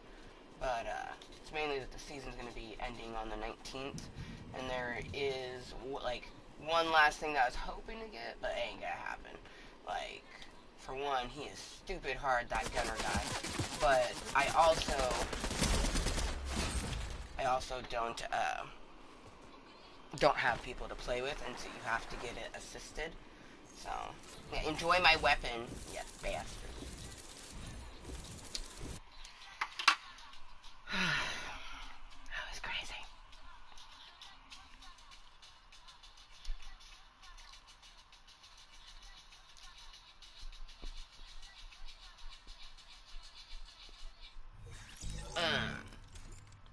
As I had said many, many, many years ago, and you did play that one with me, the last and only Call of Duty that I would ever play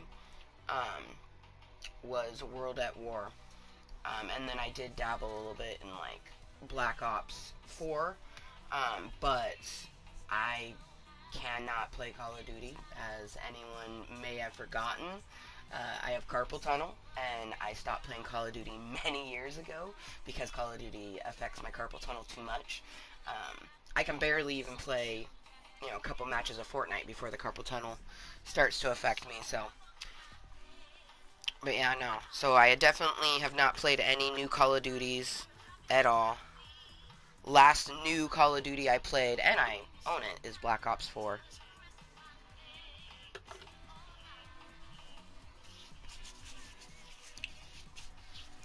Same thing for anyone who doesn't, keep up on a regular life is... I mean, like I tell people all the time, life is good no matter what when you have mindfulness. You have a choice in life. You can look at the constant shit that life is going to give you, or you can look at the constant rainbows life is going to give you. So, we always look at the rainbows. As far as my life, I don't feel like going into any of it, because if people really wanted to know, they would watch my content, or actually chat with me on Snapchat. Man, I've been living in my cave for a year now, but, you know, anyone who actually watches my content would know that. And for anyone who happens to be new, I do not... I don't know, I just don't really like when a person can know how my life is going, but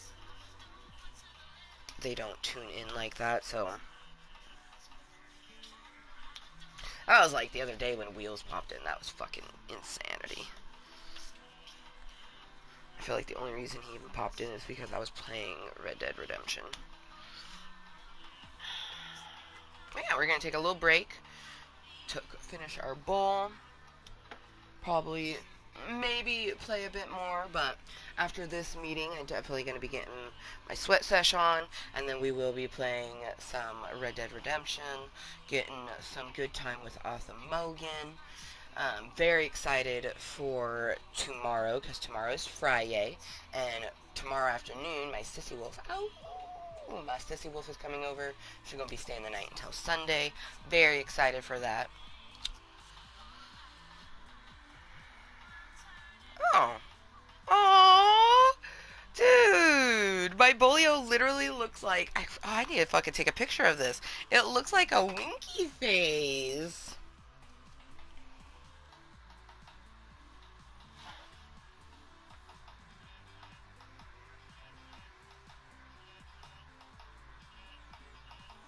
Oh, see, you don't need to explain. I've never had anyone who consistently tunes in. I've had people who consistently tune in for a while, but I don't think I'll ever have... like, we probably have consistent people, but they are incognito and lurking Cottontales.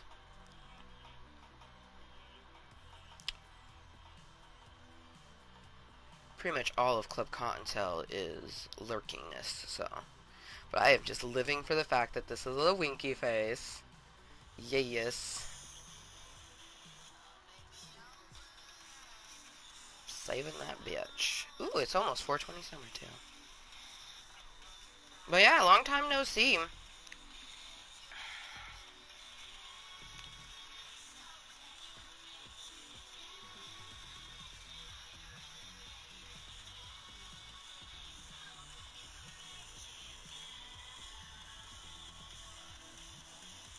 Life is crazy. That's one thing, you know, same as I always do, I only make content if I need content. So this meeting, like every other meeting that happens, has a purpose. The purpose of this meeting was because our brains were all over the place. We needed some extra moisture just to actually continue doing our day. But that's one thing about my random content, is it's always produced for a reason, and it's not made for other people, so... Oh man, I'm seriously living for the winky face. I'm actually hoping to get more people who actually talk. Like, that's one thing that's been frustrating is, you know, Snapchat's always going to be my preferred social media. And I've removed a lot of people because there was a good amount of people who would just watch my snaps and never fucking talk to me. Even if I called them out, they still didn't talk. So I removed them because I'm not trying to have people there just to watch me like I'm some kind of fucking television, you know what I mean? Ooh, cheers, happy 4... Ooh, it's Graveyard Girl 420, yeah. I can never even play but maybe 1 to 3 hours a week. Sucks. That sounds amazing. There's some people that don't get a game at all, so 1 to 3 hours a week? That's awesome.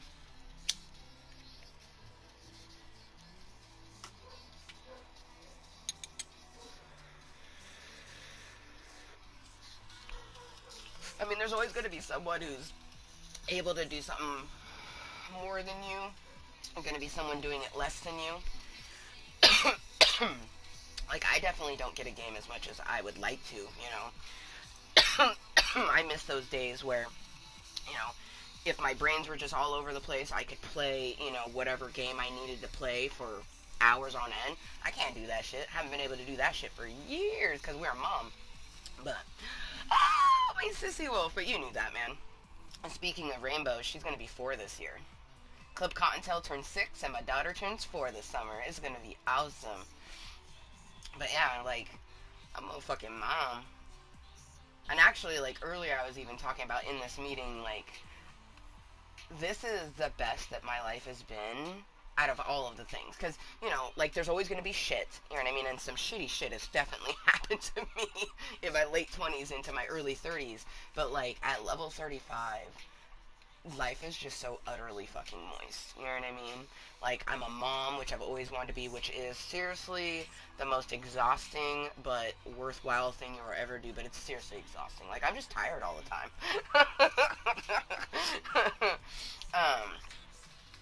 But, you know, when I'm not fully medicated, of course, life feels like it's a dumpster fire. But life really isn't a dumpster fire. Like, there is dumpster fires all over the fucking place, but life is just beautiful and magical, and, like,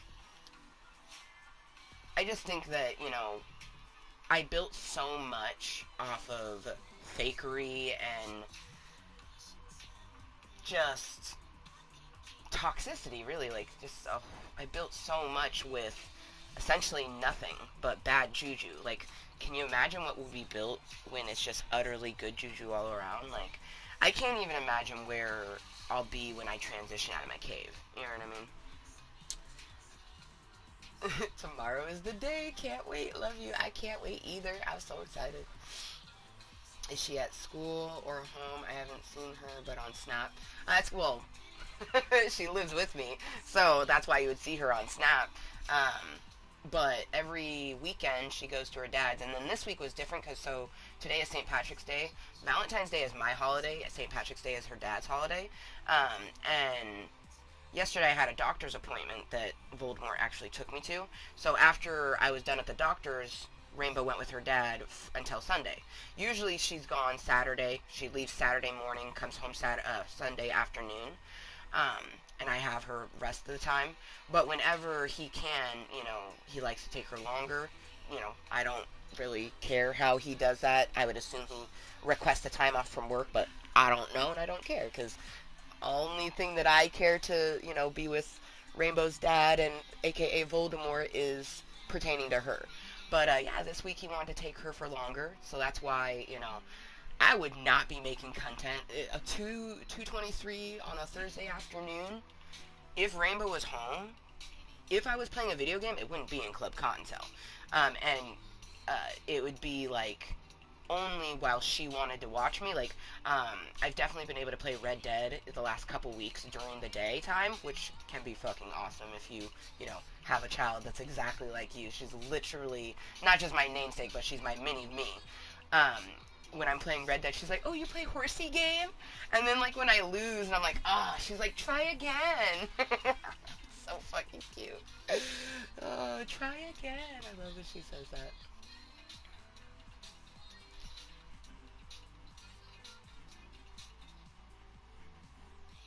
Oh, I fucking hate him. But we co-parent wonderfully. Like, that's to say, like, do you get along or not? It's like you have to break it down into what the relationship is. And mine and Voldemort's relationship is simply to co-parent our child. If Rainbow did not exist, and I've said this many a times, if Rainbow didn't exist, I would never see that man ever. I don't like having to see him. I'm still actively trying, you know, we'll probably be healing from that for a long time. He gave me post-traumatic stress disorder. Like, it took me literally 2 decades to get over the post-traumatic stress disorder from my childhood. You know what I mean? I don't imagine it will be like that, but it's probably going to affect me for the next few years. And then all the other stuff, like, nah, man. If I wish there was a way that I could have, like, a middleman. you know, even though it would make it more complicated. Like, I would have a middleman who has Rainbow, and that's where Voldemort picks her up at, and where I, drop her off and pick her up at. So then I never have to interact with him. I wish that could be that way. But that's not, so I extra, like, I can admit that sometimes when I'm around him, I just pretend. I just put on my actress face because I don't like being around him. So, things that I plan where I have to be around him, I'll just be extra mindful that the reason I'm having to be around him is pertaining to the fact of taking care of my daughter. Like, for example, this year I want to try to have her birthday be with both parents because the last few years it's just been me. And part of it's selfish because I really want to see Rainbow's grandparents and her great grandma because since we've separated and divorced, I haven't gotten to see any of Voldemort's family, and I miss them all fucking terribly. Like, that's my mother-in-law and my father-in-law in my book.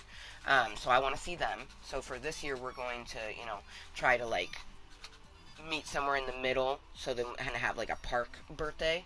But next year, for Rainbow's 5th birthday, we're going to, basically, it's like the Pacific Northwest Disneyland. It's called Enchanted Forest. For her 5th birthday, we're doing that, so I'm pretty excited for that. Is. I mean, like, anyone who watches my content, they know all this type of stuff. Or, people who consistently watch my snaps. But, I mean, it's not any secret that, we got divorced last year. Our divorce was finalized finally, because I wanted to get divorced, from the moment that we separated in 2019. But we finally got divorced last year in May. May 27th, 2021 is when our divorce was finalized. He got engaged in, like, I don't remember the exact time because, like, when he told me, I was just like, it was like a fever dream. I was like, what the fuck? So, like, I'm still trying to process, him telling me in, like, fall that he got engaged. And then, I'm, still processing that. And then end of January, he tells me, oh, the first of the month I got married. So it's like, I'm still in a fever dream, and then you add, like, a fucking rainstorm in that fever dream. Like I said, like, that's why I said when you ask how life's going, I'm like, well...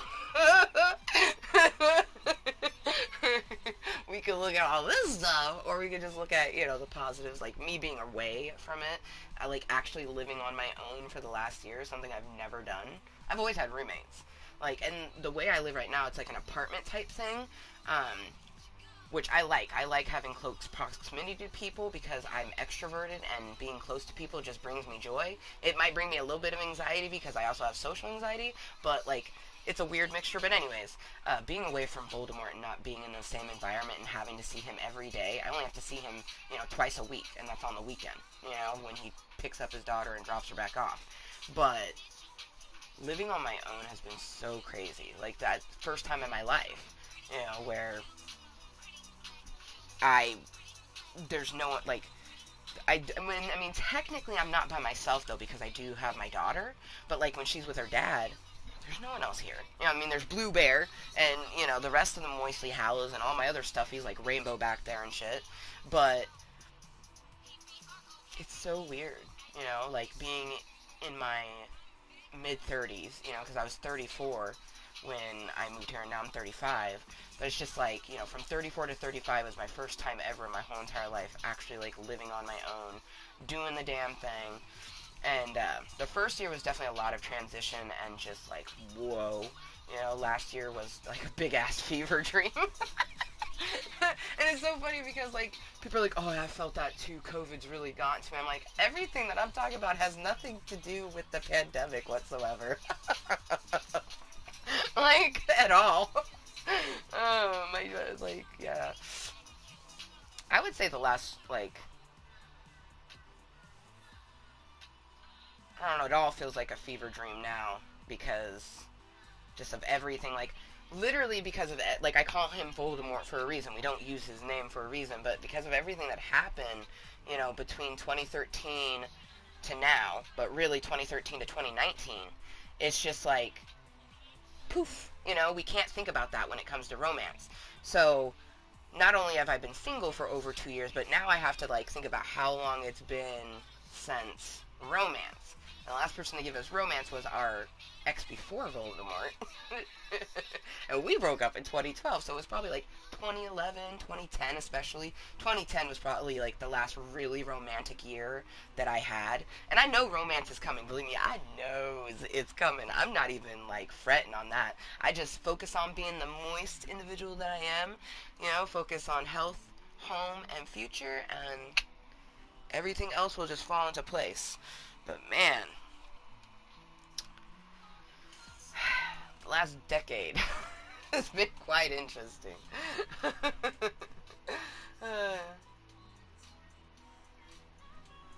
that's because he was. Well, do they have a little dabby person? Hold on. Oh, there's a dabby person. Oh, there's a person doing that. He should be really doing this. Oh, I love the kitty. They've added some new ones. Oh, they do have a person doing that. Hey. This is great. Oh, my head, like, yeah.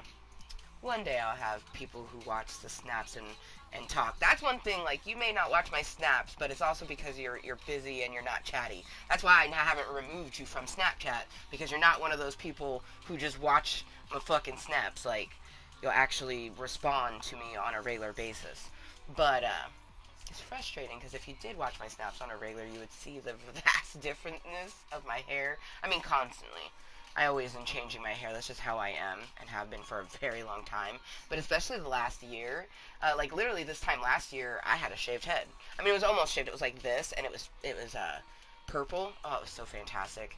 And then after that grew out a little bit, so it would have been like end of March into April, we shaved it all the way. Oh, it was so fantastic.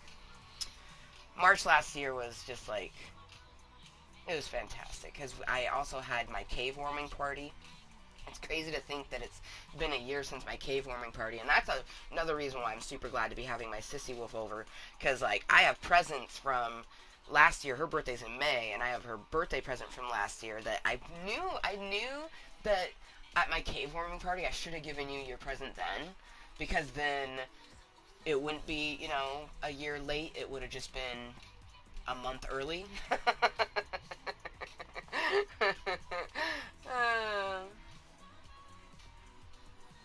No, exactly. And yeah. Well, shit. Anyone who didn't respond when I send a message, that's like I instantly would get rid of them. You know what I mean? But I mean, there's a lot of people who have Snapchat because they just want people to watch them. And that to each their own. It's just I'm not like that, and I'm never gonna be like that. I'm never gonna be like that person who's using the platform the way that a bunch of other people use it. I mean, the last 5.5 years of my YouTube channel could give you just a little indication on it. Dude, I have no idea. The most that I have her as a friend on Snap. I send her Snap. She never sends them back. I've thought about, removing her from Snapchat, but, like, I don't know. I have no idea what goes on with her life, like, except for the little bit that I can lurk on. You know what I mean? So, I mean, if you were really interested, she's Jade Knight on Twitch. But she don't do content all the time. She only really does content, for the most part that I could see when, the person that she mods for tells her to. But yeah, I have no idea. Honestly, from the I want to say that her and I had a different sort of bond, but at the same time, I don't know. I can only go off of what I've seen. And when I first met her, she was a mod for someone and would, like, be there all the time. And then, because of situations that happened with that, we couldn't talk. And then she had finally came back, and I was so happy. And then, around the time that she became a mod somewhere else, it just slowly dissipated. So, I hate to say this, but I kind of feel like that hashtag money is an individual who only really consistently talks to whoever is making the content she wants to watch the most. And I can't form any other opinions on that because she, won't talk to me. The last time I talked to her was 2019, and I had sent her a care package that year because I asked 2 people to be Rainbow's fairy godmothers, and I sent them care packages. I never got a response from the care package at all. So, but I mean, I have her on Facebook and I have her on Snap, but she don't talk to me, so I have no idea what goes on in her life. I wish her well because that's all you ever can do, you know what I mean? But I wish more people were like me, you know what I mean? And what I mean by that is that they are actually honest in the relationships they make, and they understand that the quality of relationship should be maintained no matter what kind of relationship it is. Like, too many times people think that you shouldn't have to put any kind of effort into a friendship, and it's like, you don't have to, you're not going to have tons of friends who can talk to you every day, but it's that consistent talking, you know what I mean? I think that people try to be one way when they're a different way instead of being honest. Kind of like with you, AA Ron. At the beginning, we were very chatty, but then your life got busy. You know what I mean? I know that. Plus, you got a girl that you spoil. So it's like you're working, taking care of your home, and then you have a girl. You know what I mean? The fact that you got a little bit of time to pop in right now, I'm fucking surprised by that. Life gets busy. And I think that too many people try to be something that they're not while they're trying to live their life, and it usually ends up with me, and I don't know why, because it's like, if you can't be a certain way, just be yourself. Like, I don't want you to be any type of way to be my friend. Like, sure, I would love to have someone who I talk to consistently every day. I miss that, but I don't want someone who's only going to do it for, X amount of time and then be done with it. Like, but I'm nearly 100% sure that the next consistent daily conversation I will get will be from a best friend, but that will be a acquaintance that turned friend, that turned best friend, who will eventually turn to my romantic partner, be my future prince. Um, so, because I mean, we make friends all the time, but I feel like because I'm so extroverted, the introverted people flock to me so easily. She had fever. I mean, when you're single, I have redwood fever, for fuck's sake. Like, you're a good looking guy, and from what I've heard, you're well endowed, so I mean, who wouldn't want to fawn over a good looking guy who's well endowed, you know what I mean? But, like, I'm a very firm believer in, look don't entice, look don't touch when someone's in a relationship. Like, that's just rude. If someone's in a monogamous relationship, for you to, like, purposely flirt with them, purposely do certain things. Unless you're an individual who your job is like that, like, I mean, OnlyFans. Like, there's a lot of people making sexy content on OnlyFans, right? And there's a lot of those people have boyfriends, girlfriends, husbands, wives, yada, yada, yada. So, in that sort of scenario, it would be different. Like, obviously, you're going to be just making your content, but people are going to be saying and doing lots of different things that would potentially try to entice and stuff like that, but that's like the name of the game in that industry. um, in a relationship that doesn't have that dynamic, it's way different, I personally think those males and females who, flirt with married men and women who they know don't want to do that, or they don't do that in general. Like, if you're flirting with a polyamorous couple, like, go on with your bad self. But, like, I think that those individuals, those are the bad cunts and assholes, and they are the ones who, like, they're just bad human beings. If you're purposely being a homewrecker for fun, like, I think you're a slut. And not the good kind of slut. Because I think that, like, everyone has, like, their own level of slutty. Like, I look forward to having my prince again that I can be slutty for. Like, I miss that. I miss having a person that I can put on all my fun outfits for, and then they go, will you send me a picture, and then they'll have to deal with the fact that I don't really do that.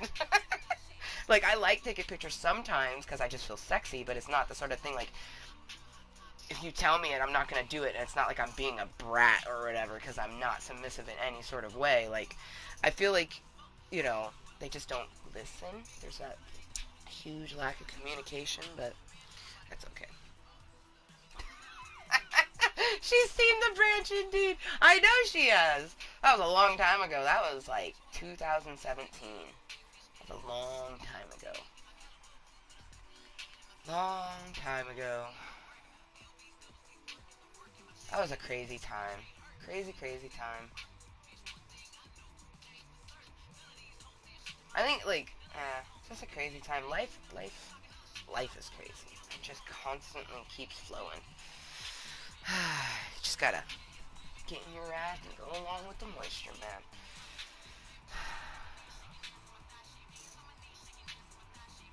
Damn. I'm so excited for tomorrow. I haven't had someone stay the night in a long time. So I'm very excited. Oh, I missed something.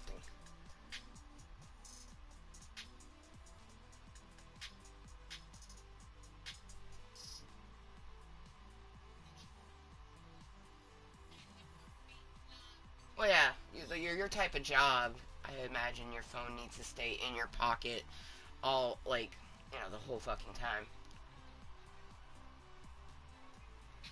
Vacation. Man, I'm still jealous that you gotta, like, that's like, that's like really bougie shit getting to go on a private airplane type of thing. Like, I've only ever been on commercial airlines, and I mean, I'm afraid of heights, I'm not big on flying.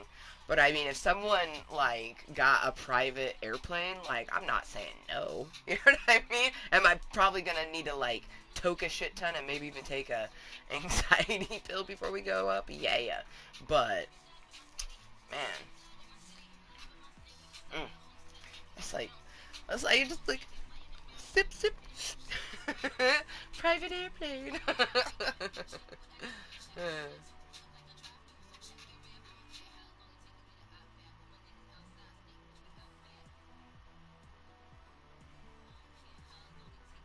Damn. Holy shit, why? Like, I mean, no offense, like, you be the boyfriend, you be the prince for her, you know what I mean? That's what I call boyfriends, or girlfriends is my prince, because I'm a princess. All that makes them a prince is the fact that they're my boyfriend or girlfriend, but, like, I just, like, I don't know, like, if my boyfriend did stuff like that, I would be constantly questioning, like, why? Of course, like, like, yeah. I just, oh man. Like, I see, like, some people where, like, they're not living with each other, but the man pays the girl's rent, and I'm just like, but why? But I mean, to each their own. Everyone has their own brand of romance, and, you spoil the way that you want to spoil. But, man. My romantics doesn't usually involve money. It's usually me creating something. Yeah, there you go.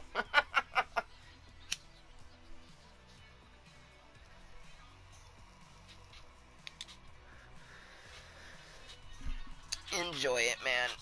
You did the career path to get where you are.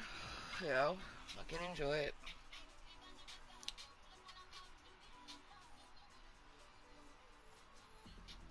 So basically, she just has a rich boyfriend, is what it is. So that, I mean, that explains it. Like, literally. It's like, a rich boyfriend. What else? Like, okay. Alright, let's see if the pause can endure. Just a fun match. Like, we are not, like, fuck Gunner and that fucking, because I did kind of want that. That was the one thing that if we could get, it was him taking his mask off and he does the rock eyebrow sort of thing. But fuck that. That shit was crazy. But I just want to play a nice relaxing match where we just float off somewhere. But after this, hopefully, I can put some music on. I think what I'm going to do is just put on excuse me. I'm going to put on the fitness marshal to get us nice and warmed up. Because I've been finding that I've been stretching less. I've been just loving doing, my push-ups and my Supermans and all the different things that I've been doing for my arms. And then I recently added in a leg and butt routine. And it's like, I need to remember to stretch. Don't have a good day. Have a great day.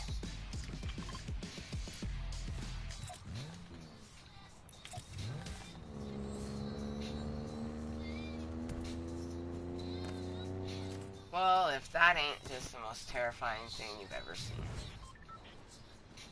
Carnage riding Ari, yeah, that was creepy. I digged it. Hey, you started dancing for us. That's what's up.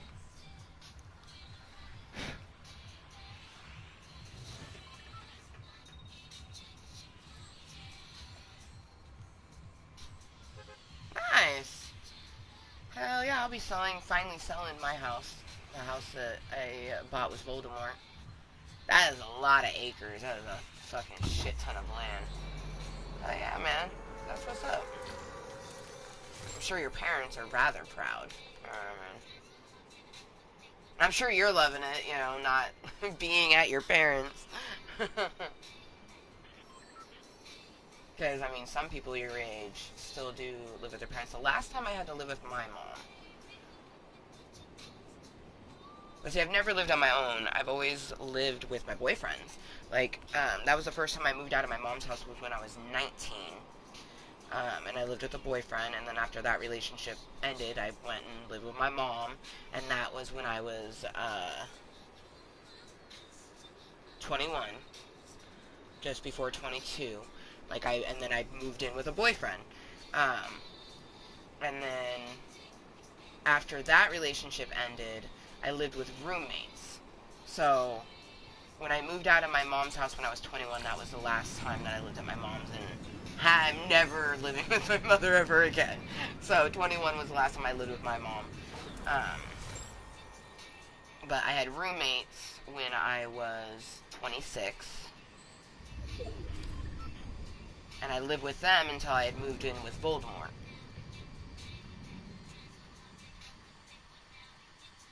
And then when I was 34, I moved into my cave.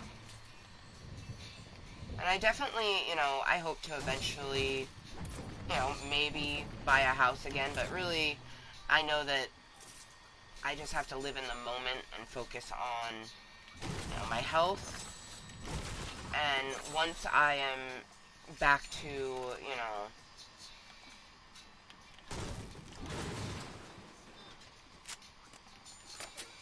nearly 100%, because I kind of feel like no human is ever fully at 100%.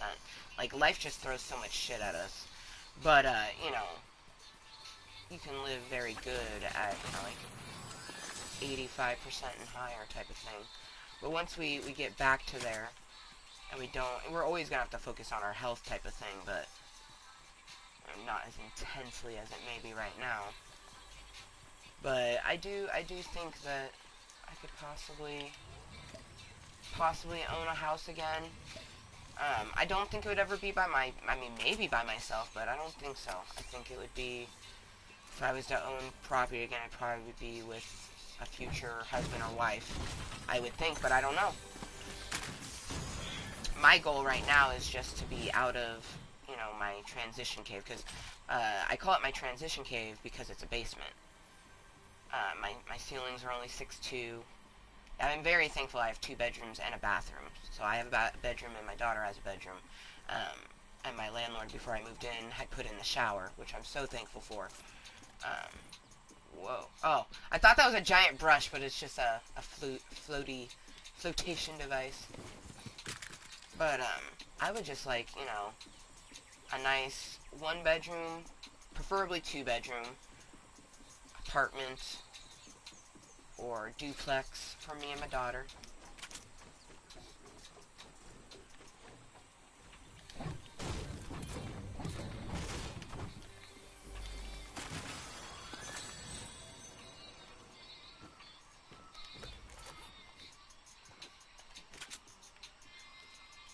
Being that, until Rainbow is an adult or out of college, portion of my income is just child support, and then the other portion will eventually be maybe a small portion of work employment income, but a large portion will just be the Social Security eventually. So knowing that, I don't see me ever being able to buy property by myself type of thing. But the fact that I got to say that I owned a home in this lifetime is beautiful. You know what I mean? Like, my mom has yet to own a home. So that's one thing that, you know, I've gotten to do that she didn't get to do. And I'm not sure if my grandma ever owned a home either. I think she did, but I'm not sure.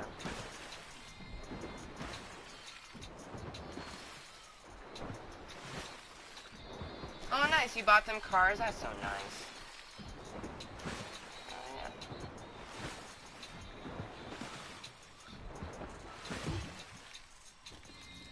That's awesome of you, man.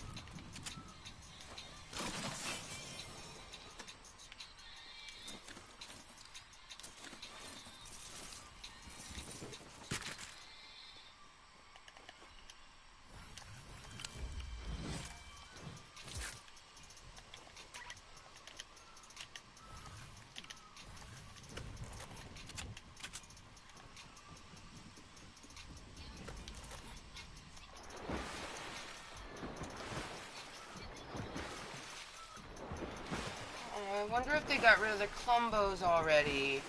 Oh, I hope not. I hope I get to see them at least once before the season is gone.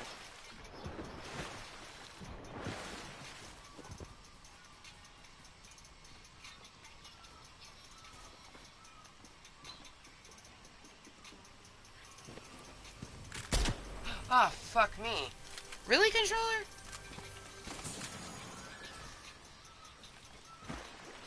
I did not press the trigger.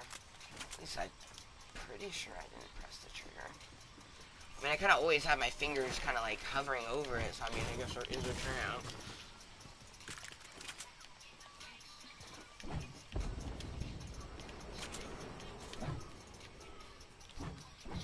Alright, later. It's good chatting with you.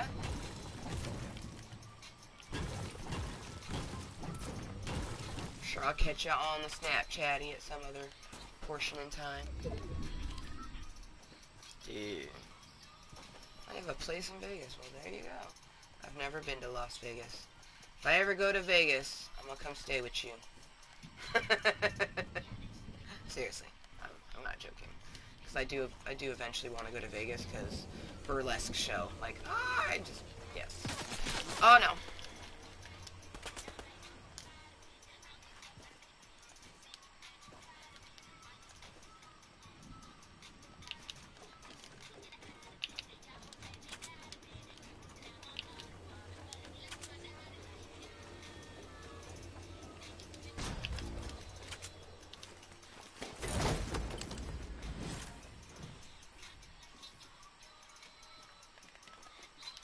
Some sticky ickies.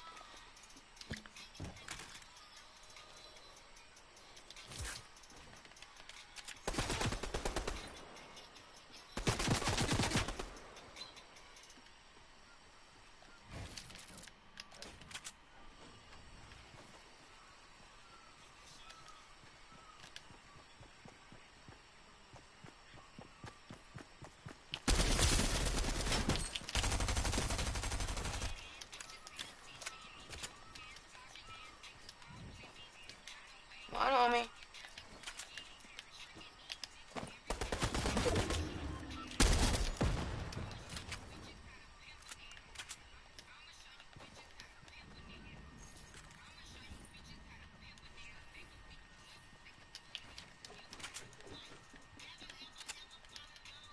I don't feel like that was her. I mean, was it though?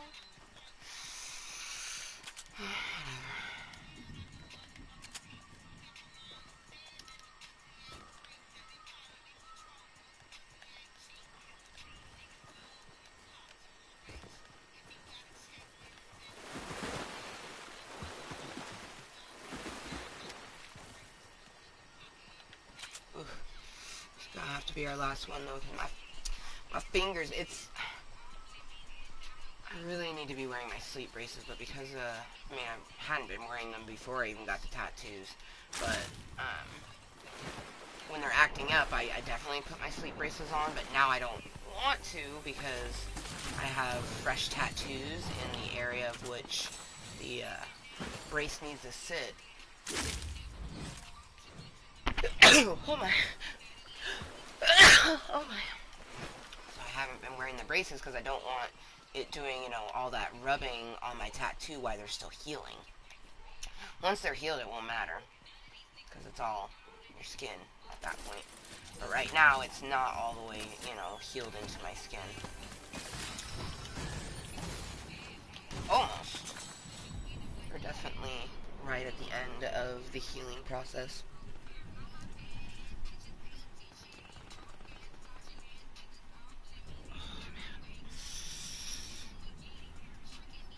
Yeah, it's kind of nice. We had, like, here I thought I wouldn't have anyone to chat with, and I got a couple old school Cottontails. And it's funny is, like, they both are, considerably younger than me. I find that, like, I don't know, I feel like Club Cottontail is probably full of people 10 years younger than me. And that's probably why they do a lot of lurking. Okay, is that above me there?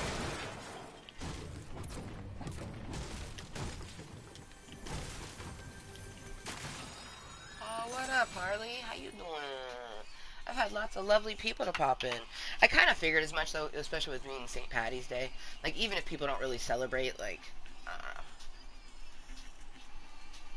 How you doing? I actually I am more of like a Corella. I have my blonde slash white, and my hair is black. I love my hair so much. The blue was just, I had the blue portion after the rose gold that was in February because I had a friend that gave me a bunch of dyes and there was blue in it. Um, but I knew that I eventually wanted to get to the black, and I'm so happy to have my black hair.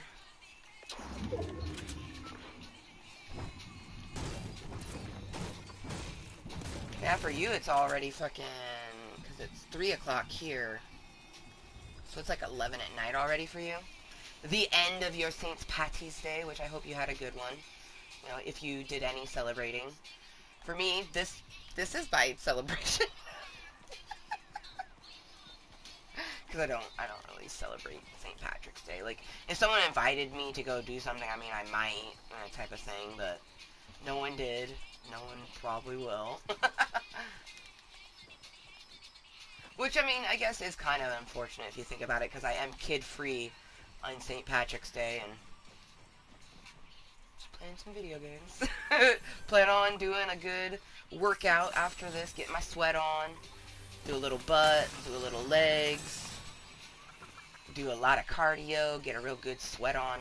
That's why I'm wearing my fitness attire, which I think anyone could appreciate this, but especially Harley Quinn could appreciate my the top's definitely a little big because that's technically supposed to go under your boobie, so it's supposed to sit like up here, which would be so fucking cute. But you can see like it's just like wickedly big. So I pull it down, and the pants a little big too. I didn't realize that the Torrid fitness wear kind of runs larger. I bought my size, but clearly a bit big. 10 p.m. there already. Yeah.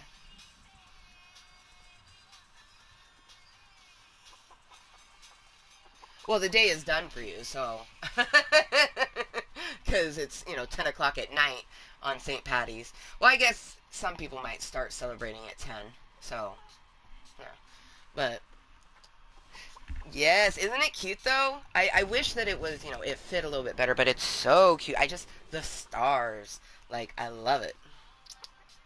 Ooh, you're redoing yours next week. Hell yeah! Purple and blue again! I'm excited. Because it looks just so fucking good on you. Like, the blue was fantastic, but just that pop of purple, like, it just does something. It's like it feels like the natural new sort of evolution of the blue.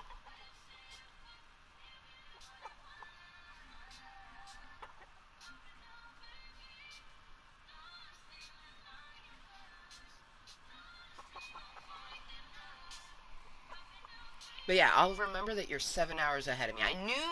I knew it was like between 7 to 10 hours difference. But like it's hard to tell sometimes because there's so many fucking time zones. Oh, I should probably pay attention more often, huh? I'm just kind of like standing. Anyone could have killed me. There's only 5 people left.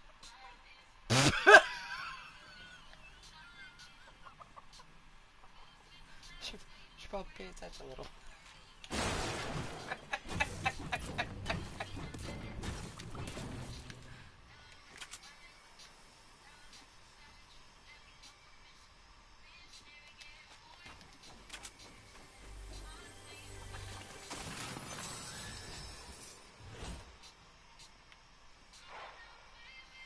Okay, we got shoots, shots over there.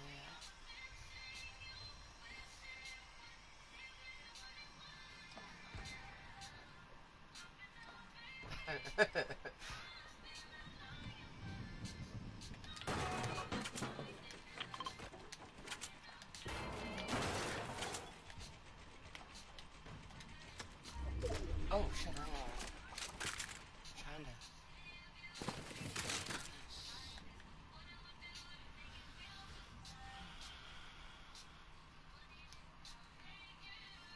Yeah, hell yeah, you grow to love it because it's so extra schmexy.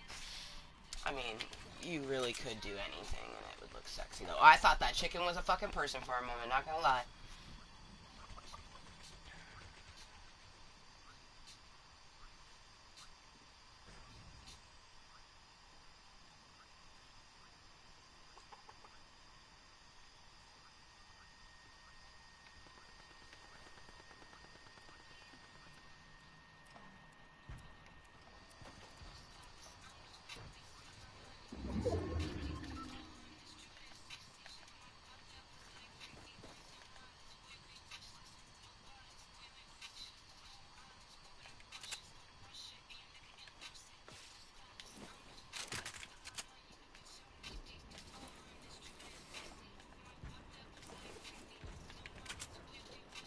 Alright, well, there's 2 other people and they're fighting over there, so.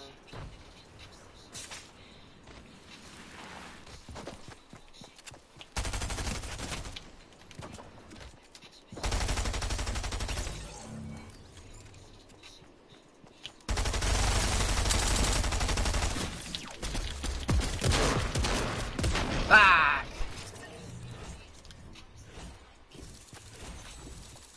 Oh, considering I didn't even realize what the fuck we were doing there for a hot moment. That was savage.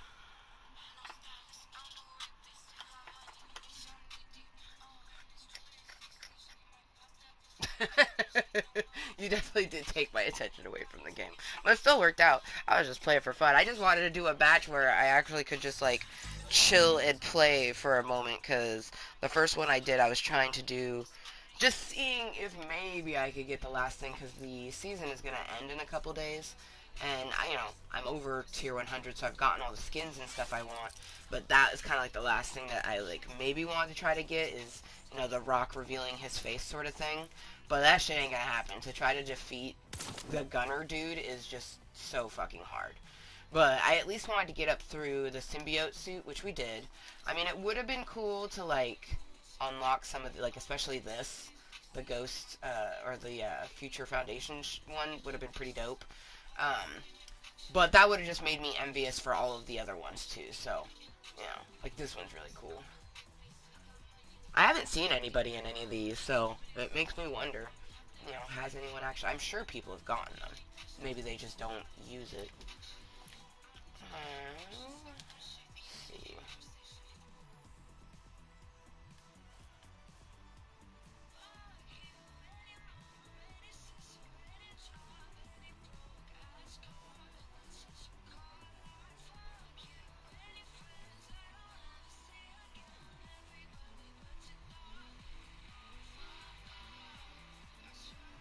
See, I mean, I'll probably end up getting that one. Like, because out of all of them, that's, like, really the only one I'd really want.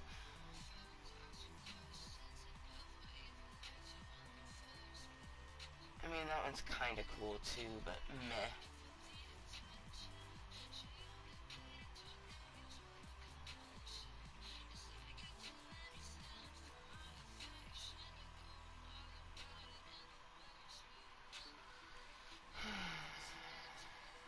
I think we will. We might as well unlock it. It really is the only other... It'd be that one or this one, but... I feel equal. Maybe this one more so than the bunny, even.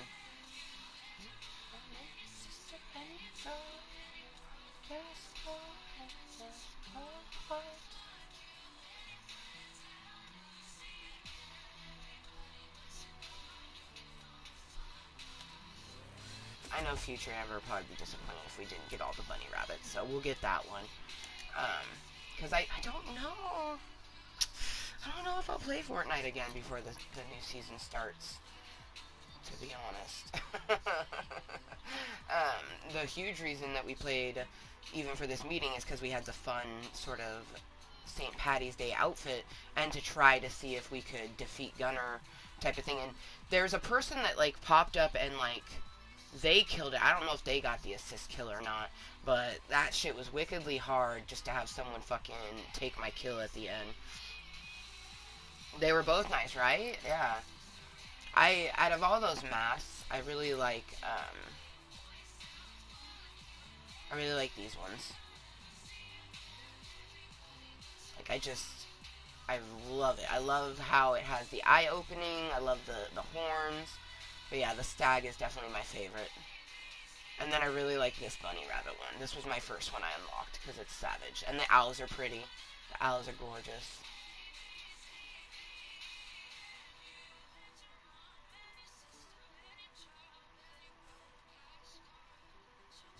Like, kitty cats are kind of cool. And I mean, I just need to catch fish if I really wanted to get that, you know. I have plenty of time to do it, but right now, we ain't doing any of that. Because our hands are like, nope.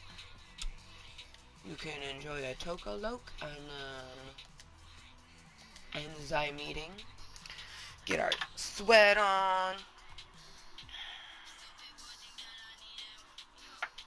And then figure out what we're going to do for the rest of the evening. I mean, honestly, most likely after I get my sweat on and I eat something, because that's something else that I haven't eaten yet.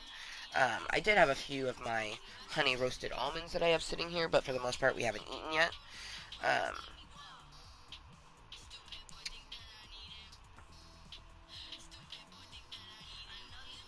but the one thing with fitness is consistency is key.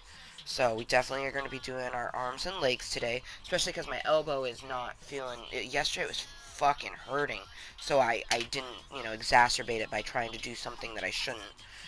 But today it feels okay, and we'll just have to make sure, properly stretch, and then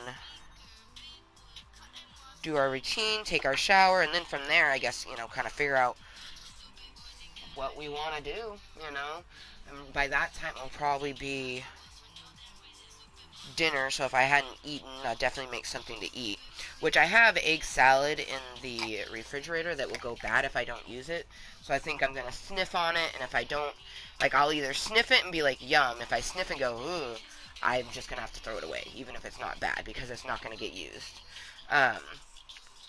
What I want is just a regular meat and cheese sandwich. That sounds delicious. Super delicious, actually. Ooh, or make bean and cheese burritos with my bell pepper on the side. Oh my god, especially because I got I mean, they're low carb, but that's not necessarily why I got them per se. I just got them because I love the spinach ones. Spinach tortillas. Oh. Why have a burrito on just a flour tortilla when it can be spinach? For one, it's a beautiful green color, but it tastes so good. Oh my gosh. I can't even fully explain how good it is. Nice. Yeah, no, I saw on your snaps. I'm definitely jelly that you have a gym. I wish I would love to have like an actual gym that I could go to. I could never, I can't afford a gym membership, and I don't have any friends who have one that are like, yeah, come with me. I went to the gym once with a friend, and I was like, that was fantastic. Anytime you want to do that, just hit me up. She never hit me up ever again.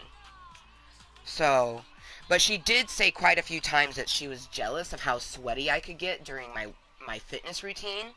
So, I don't know. I kind of think that she didn't want to work out with me because she was jealous of what I was able to do, which you should never compare yourself to someone else when you're doing a fitness journey. Everyone's journey is different. You know what I mean? Not every person has to do, 4 sets of 20 for their knees. Like, I do something that's just for my knees, like where I tense it. Like, only people who have had knee injuries, they do it because they're, strengthening their knees. Like, not everyone has to do that. You can't compare yourself to someone else, um, and especially in something like sweating.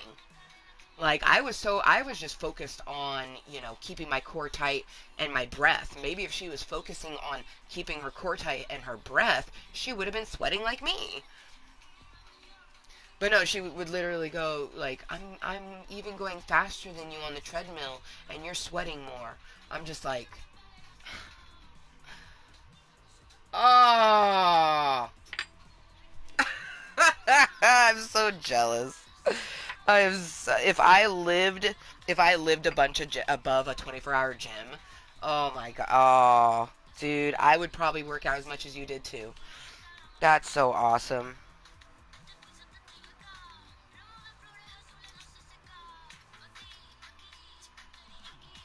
But yeah, no, I found this workout, dude, that actually works. Like, you know how you have your butt is like this? The portion in here, that inner portion of the butt that, everyone has a different shaped butt, but like it's pretty common for people who aren't blessed with this shaped butt. If they got this butt, it eventually turns into that butt. Well, this workout works it to where, you could have this butt and it's going to turn it into this butt. You can have this butt and it's going to turn it into this, which will turn it into that. I found it, and it actually, like, it hella works. You feel it on your inner thighs. You definitely feel it on your butt. You feel it in your lower, like, that area right above your vagina, right above the fupa. You feel it there. Fucking phenomenal. I've never really felt like the pain in my inner thigh like that because it's such a difficult place to work, especially if you have bad knees like I do. So for one, I modified what she was doing just a little bit, but focusing on my breathing and then of course doing the reps, 4 of 20. I love that she did 4 of 20. I was like, really? I was like, okay, come on, like I could do 4 of 20, easy, 4 sets of 20. That's like, come on now. But yeah, I'm so fucking happy. And I've been doing my arm stuff now for about 2 to 3 weeks, which I've been able to see a bunch of different things. I can see more definition up here, which I just love, but definitely in my arms, like my biceps have always kind of been that thing that just kind of always have definition, but now see it just does like that easy sort of popping by itself, and then when I flex, you can just see it in different areas. And this back here, I can tell because it actually lifts it. That's how I can tell. And then, well, this side you can tell better because I have a tattoo, but my tricep, oh, I'm so happy. Like, it always feels good to see the things that you're doing with the progress. But that's just it. Consistency is key. And I've, been doing arms um, every day, maybe taking one day off, which I'm switching that to the same way I'm doing my lower body, which it's every other day. So basically, I do my arms and my legs together. Um, for me, that works. But man, I'm so excited. Like I can't even imagine like what I'm already sexy, but like the amount of sexy I'm gonna have next March is gonna be redonkulous. Especially because I am hoping to grow my hair out. Just because I want to see, I really like my hair with short. Like I love short hairstyles on me. I feel like I'm probably gonna like this when it's about here-ish the most, and I can like pull it up like that. But I do want to, go long, long, and just kind of like see how we feel about it. Um, So I feel like, next March we potentially will have like long hair and just like be even more svelte.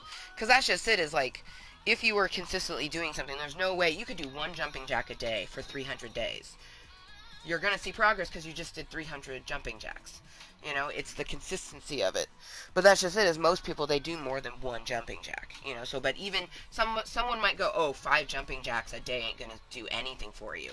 I mean, if you're constantly eating really horribly, then yeah, it's not going to do anything for you. But if you're actually, watching your diet, you can still eat junk food, but it's like you go off the food pyramid. Which one's the smallest? The sugar, for fuck's sake. Most of us do that fucking pyramid reverse style, and that's how you get overly large. Or, you're an emotional eater like me, or you've had craziness that's happened to you. Like, I still think about, all of the fever dream that the last year and a half has been, and I'm so thankful that my weight didn't balloon. That just shows the progress that I've done with my mental health. Because if I wasn't helping myself mentally, I would have ballooned beyond belief after everything came to, fruition with Voldemort. So, I'm so proud. But consistency really is key. And you'll find, like, if you start with just one, you do the one a week for a week. After that week, you want to do more because you feel stronger. I started with, like, 1 to 3 push-ups. Now I do 5 to 10. So, and that's just in a 2 to 3 week fucking span. I'll probably never go more than, like, 13 push-ups, just because for me on my arms it's more about um like I don't ever want to do, for example, like a super high weight with low reps. I'm always going to have like a moderate weight with like a bunch of reps, because that's usually how you build muscles, is you do lower reps with higher weight. If you want to do it more for a cardio, you do low weight, or toning, cardio and toning, you do low weight and more reps. For me, I'm going to be kind of like somewhere in the middle. Because I want to have, big, beautiful, sculpted muscles, but I also do want to, bring down some of the fat. We want to transfer some of it, but we also want to bring down, and it's been doing it. Like, I want to do some push-ups right now, actually. But we're going to enjoy our last toke look. We're not playing anymore because my hands can't take it. But we are going to toke for a 420 somewhere. It's going to be 320 here. It's 318 right now. So at 320, we're going to spark this Bordio, enjoy the last toke, and then say our goodbyes.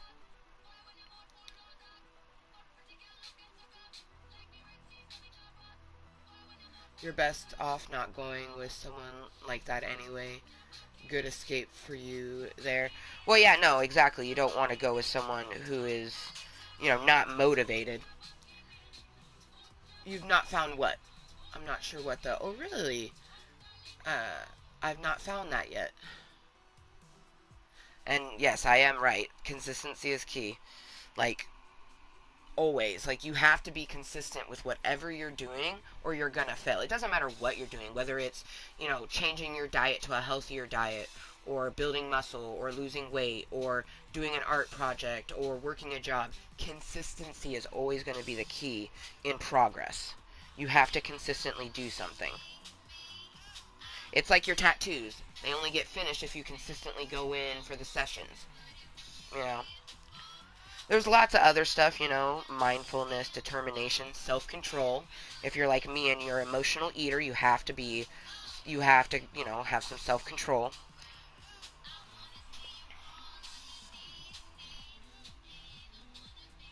Oh, right? Yeah. I'll have to, so it's a lady, she goes by, Lucy Lee, I believe. She's on YouTube. But she's an Asian fitness person. But I'll definitely, if I can, I'll find a way to share it with you on Snapchat. The video I found. And you probably could do what she's doing, because she uses like bands and things like that. Like I said, I have to modify it for my ailments and things like that. But that's also is no excuses. Just because you can't do something the way someone's doing it, you can still do it. I do jumping jacks, I just have to modify them. I cannot fucking stand people, and it's not fat people always, it's just unhealthy people. I can't stand an unhealthy person that's like, oh, I can't do that, so I'm not going to. I know that it will help me, but I'm not going to. It's like, fuck you. But cheers, happy 420 summer.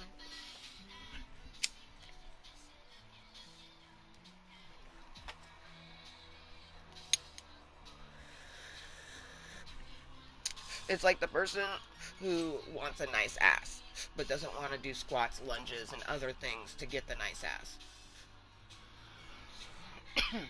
It's like you either got to make the money somehow to get the surgery, or you just do it, you know.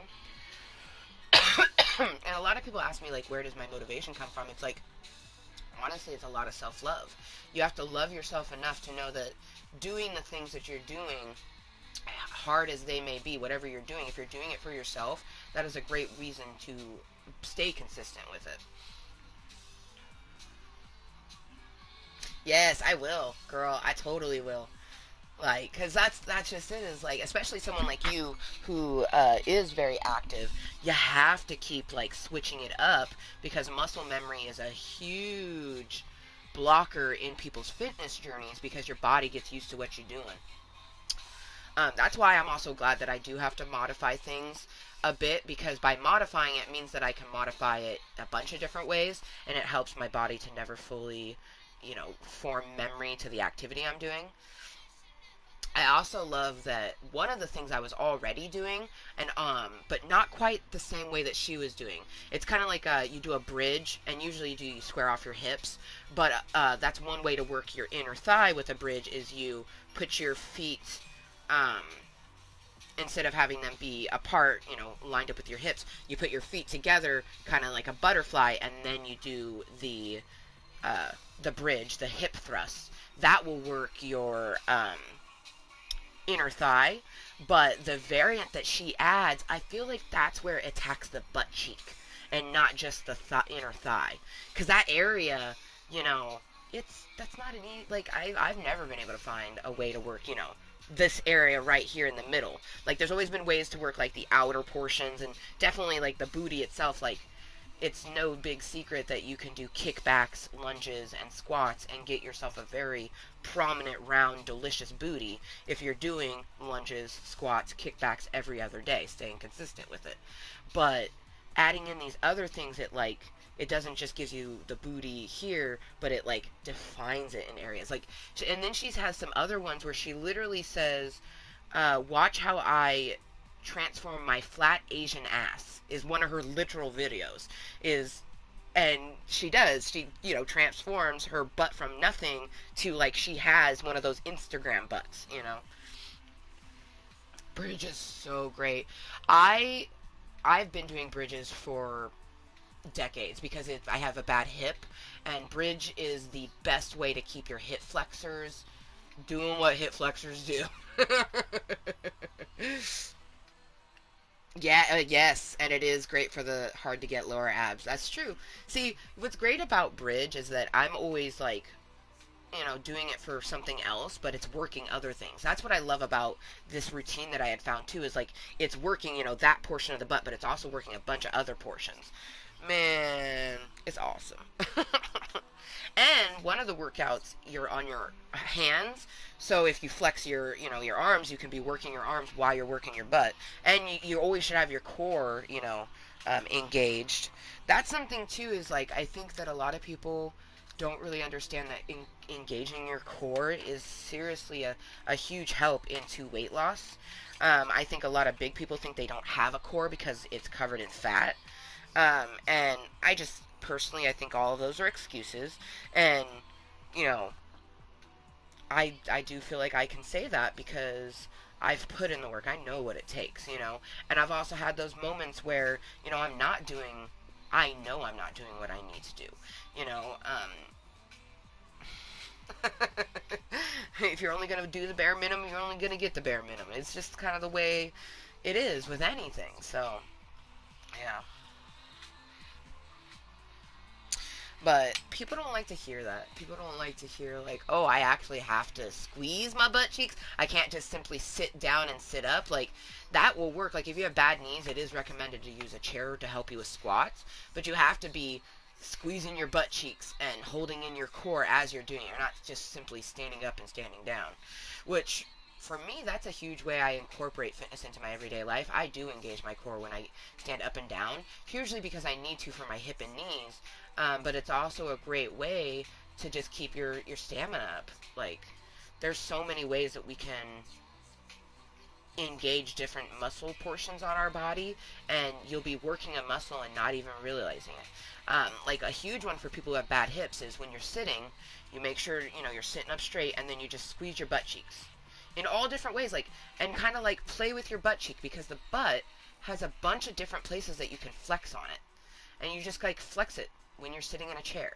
And some people are like, oh, that's not doing anything, but it is. It's helping you to learn the different portions of your butt, but that action of flexing is tightening, and it helps your hip pain a lot. I know this because I have hip pain, and I've had hip pain my whole entire life. So I'm not a professional, but I'm giving personal advice that I, use in my everyday life. Mm. Hell yeah. Hell yeah. I'm sure you already know a great way to do the lower back is Cobra, but not necessarily bringing yourself all the way up on your hands. It's just allowing yourself to do the Cobra on your forearms and really like focusing on your lower back. Um, I learned that because I threw out my back, and that was one of the physical therapy things that my doctor had me do, and I just incorporate it in my every routine, like, because I tend to get lower back pain a good amount for different reasons, hip, different things like that. But yeah, it's a great one. It is hard though, especially if you can bring the Cobra all the way up. It's hard to like keep yourself at that low Cobra. But that's why I always just like when I'm in the low Cobra, it also gives me a chance to extra flex on my legs and point my toes, which is helping my hip. Oh man, I love that I've always had sort of a passion for fitness my whole entire life. And I feel like, actually, I know that when I'm 40, I'm going to look like one of those people that, like, you won't just go, oh, she's a, big girl that likes to stay active. Like, you'll look at me and be like, damn, that's a fit person. Like, like, strangers will be like, oh, wow, that person definitely works out every day, if not every other day, type of thing. Like, I know that when I'm 40, that is going to be the type of person that I am, and I'm so excited for that. Uh, Life's journey is a beautiful, beautiful journey. I tell you what.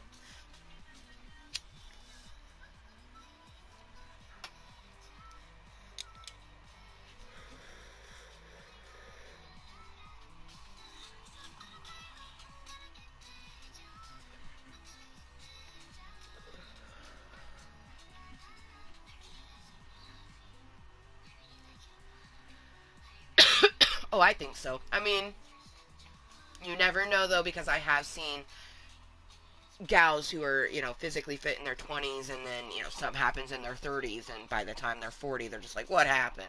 But I feel like you have the right mindset going into your 30s. Um, you know, I think you will be one of those people. I mean, I look at you now and I see a physical fit person. For me, it's a bit more of a drastic evolution, because I've never been that sort of person. I've always been that person. Oh, you're really active for a big girl. I've had that. And especially when I was 21 and I went from 336 down to 210, and I did that in a year. I was a force to be reckoned with a lot of people. I was a huge motivator for a lot of bigger girls who were like, I never thought that a big girl could do that.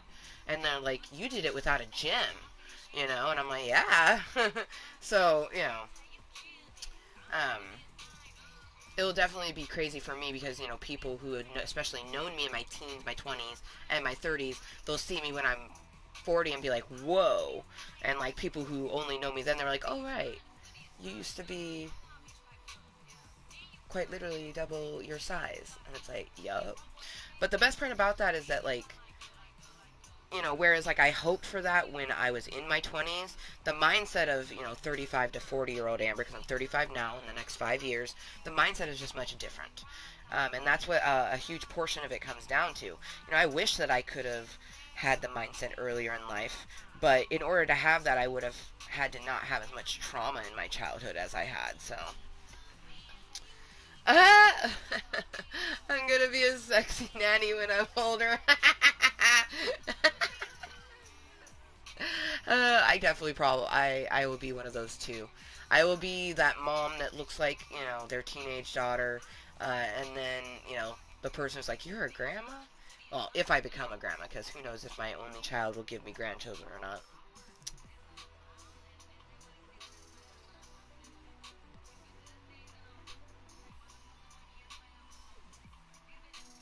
Oh man, I like for me. I always do home type gym, but I would like to actually have a home gym where it has like bench press and a treadmill and just like all different types of equipment. Whoo, that would be glorious. Yeah, you already know.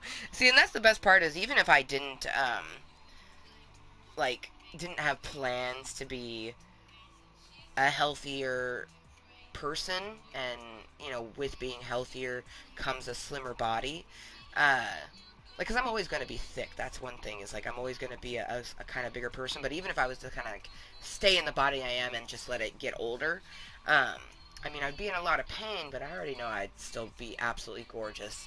But I'm gonna be more stunning because of not even necessarily my physical appearance, even though my physical appearance will look amazing. It will just be the mindset of it all. You know, um, the utter love for oneself.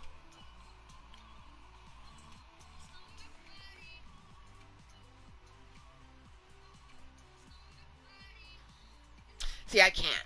I have bad knees. I'm not. I'm not allowed to walk long distances on something that's not a treadmill. I haven't been able to since my 20s. I do it. I'm not supposed to, and that's why I have more knee problems now. Um, I was told by my orthopedic surgeon many years ago that if I was going to walk or run, or if I was going to walk, jog, but especially run, it has to be on a track or a treadmill. So I don't have a choice. Because I like going jogging, and especially fast walking.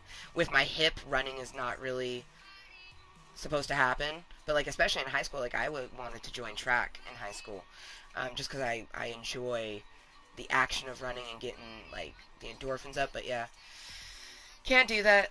Treadmill life for me, because it has to be a steady, consistent path, and outdoors is not like that. I miss it. I used to live next to a school where I could go and I'd walk or jog or whatever I wanted to do on the track that they had there. Oh, I miss that. I miss that so much.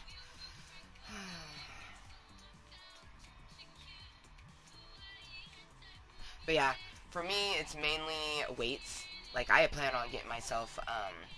I mean, I have some weights now, but definitely when I transition out of my cave, that's something I plan on getting for myself. Is some nice weights because I do. I plan on having just like She-Hulk type muscles, like mm, mm. Yes.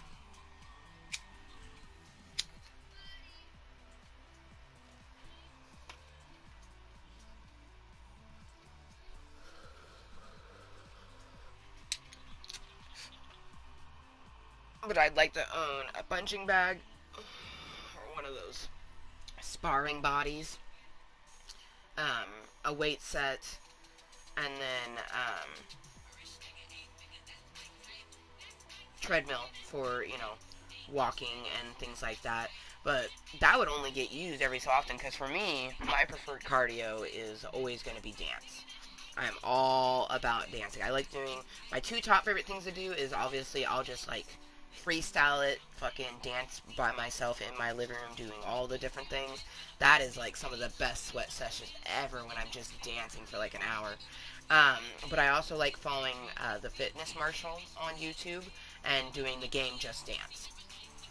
Because that's the thing is, like, if you're following someone who's doing a choreographed thing and you're trying to follow the moves they're doing and you're constantly doing it, you're doing a bunch of movements. So, and depending on how fast and consistent they are, it's going to get your heart rate up and you're going to work different things. Oh, I love dance so much.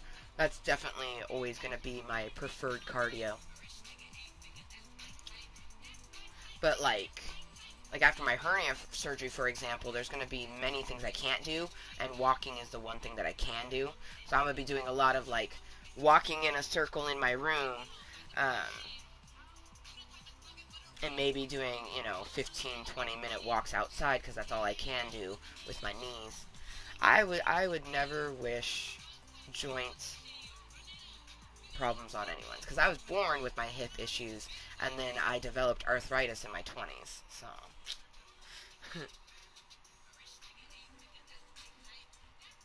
Oh, that's awesome. Yeah, see, so you've been, one of those physically fit type people your whole life, and not like where they go, oh, you're like a fit big person, like you're just a fit person. For me, it's always been, wow, people are always surprised by what I can do because they don't think that a big person can actually be somewhat fit. But you're gonna get yourself a boxing bag too? Hell yeah.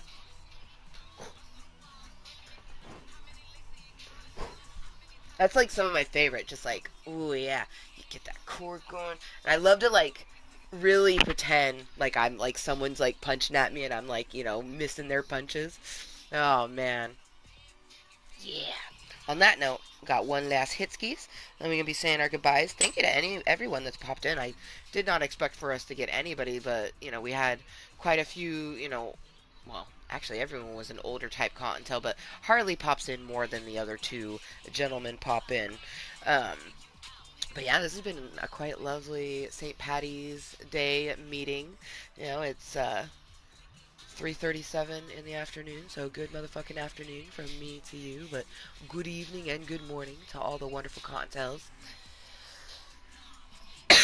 where the where oh, I was like, where's my water? I was like, I know I have a water somewhere.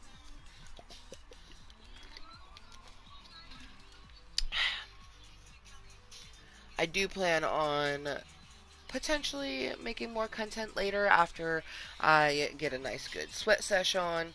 And then I do need to eat something because I haven't eaten yet. The only thing I've eaten are some of these honey roasted almonds, which they're fucking bomb, and I'm gonna have one right now.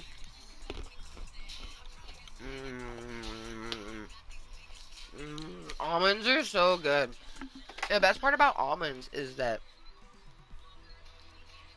they come in so many different varieties, but even a plain almond is good. Just a raw plain almond is delicious. Like obviously a honey roasted one is good, but there's these ones. I don't have the bag, but I do have some in here. They're chocolate dusted almonds.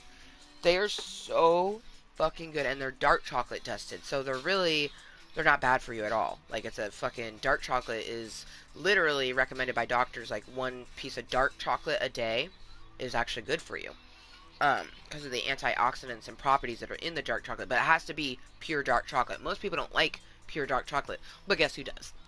I actually prefer dark chocolate over milk chocolate. I'm literally kind of like a dark chocolate fan and a white chocolate fan. I'm not like, do I enjoy milk chocolate sometimes? Sure, but for the most part, it's too sweet and creamy for me. I like that bitterness of the dark chocolate. Like, I like that. But it melts like a milk chocolate. Um, oh, they have these dark chocolate, so they're dipped in white chocolate and then dipped in dark chocolate, and they're frozen raspberries. Well, they're fresh, so it's a fresh raspberry that's dipped in white chocolate, dipped in dark chocolate, and then frozen. But anyways, it is a dark chocolate, white chocolate, frozen fucking raspberry, and it's so fucking good. I might have to walk to the store and get some of those, cause yummy.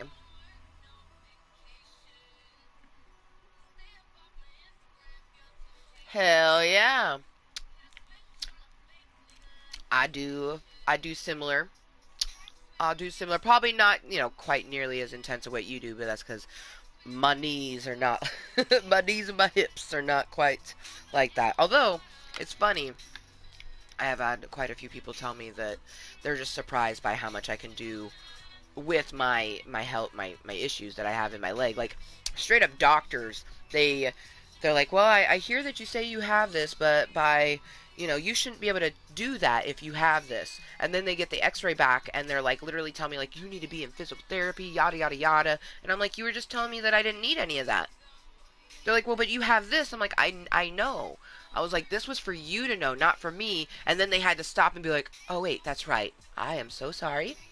They're like, continue to do what you're doing. If you would like the recommendations of this, I'm like, thank you. Because it's just like, fuck you, you know? Oh, you can't have arthritis because you shouldn't be able to squat. You can't have a bad knee because you shouldn't be able to touch your toes. Like there's no way your hip can be bad because you can't bend that way when you have a bad hip. You can if you stay active, especially with yoga. Yoga is a hell of a thing. People like to hate on yoga because they're like, it's just stretching. Brah, stretching is some of the greatest thing that you can do, but it's not just stretching. It's more, I would say yoga is more about isolation holds.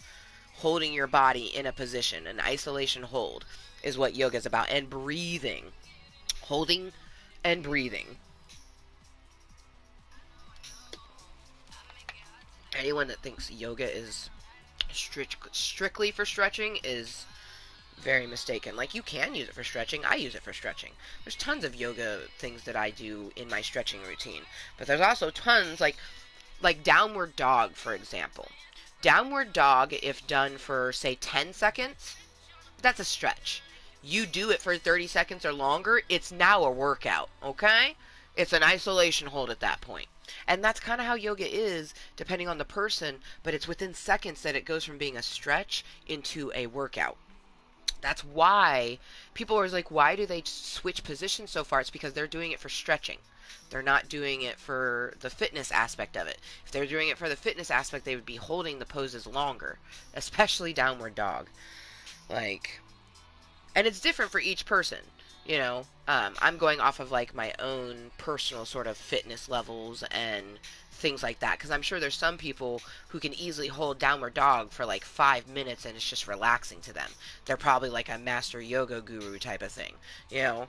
But there still is a limit for each and every person where it goes from being something that's done for stretching into something that is flexing their muscles and working the muscles.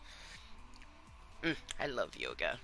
Yoga is one of the main reasons that I can walk, man. Hell yeah. See, Harley agrees. She's like, yoga is my favorite thing of all the fitness out there. Like, right? It really is. I also really like Pilates.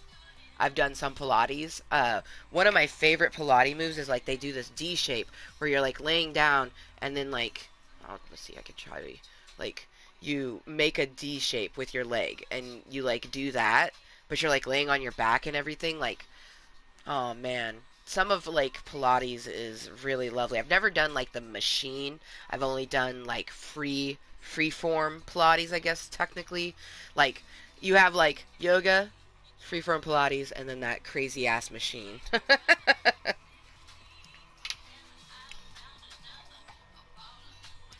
Hardy's the one to help me out instead of a scrub like you who know what a man's about.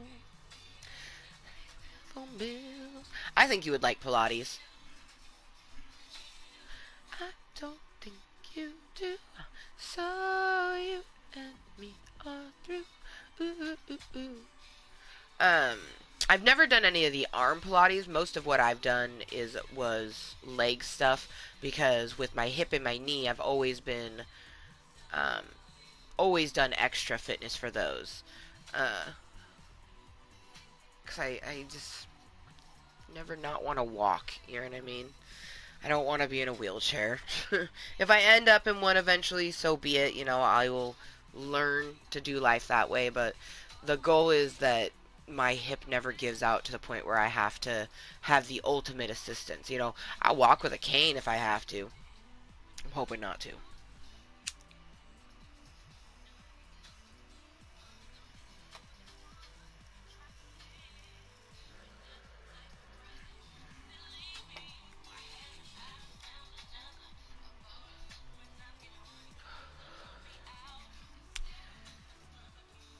Hell yeah, definitely. Definitely let me know how it goes. But To Harley and anyone else that's here, thank you so much. This is where we say ciao Cottonsales, au revoir. I hope everyone has a fantastic rest of their Thursday. Or maybe it is a Friday for you. For me, it is a quarter till 4 in the afternoon. It is Thursday, March 17th, 2022. I am about to enjoy the rest of my afternoon. Um, it's not 100%, but I had planned on playing some Red Dead Redemption 2 later on, but I don't know. But, people that want to tune in when things happen, they will. I just appreciate everyone that's tuned into this meeting. It has been absolutely amazing. Bye. Love you, Harley. Um, it has been a stupendous meeting. So thankful the universe actually set some people, consistently to chat with me. Like, amazing. You know what I mean? It's been phenomenal. And I'm hoping to, keep this good juju feeling and, put my fitness marshal on and just do it. That's one thing that, like, if you aren't able to find the motivation, you just do it. Like literally, just do it. Because two things will happen. One, you did it, and even if you do it just that one time, it was better than doing nothing. But usually, it motivates you to keep going. And you know, a lot of the time, some of us can get all caught up in our head. Especially if you deal with a mental health challenge like myself. So you just got to stay mindful and remember why you're doing stuff too. Like remembering the ultimate goal of what you're doing and why you're doing that certain thing. It'll help you to keep going. But I digress. So, until next time and always, please remember to be kind to yourself and everyone else. And we'll see you next time. Bye.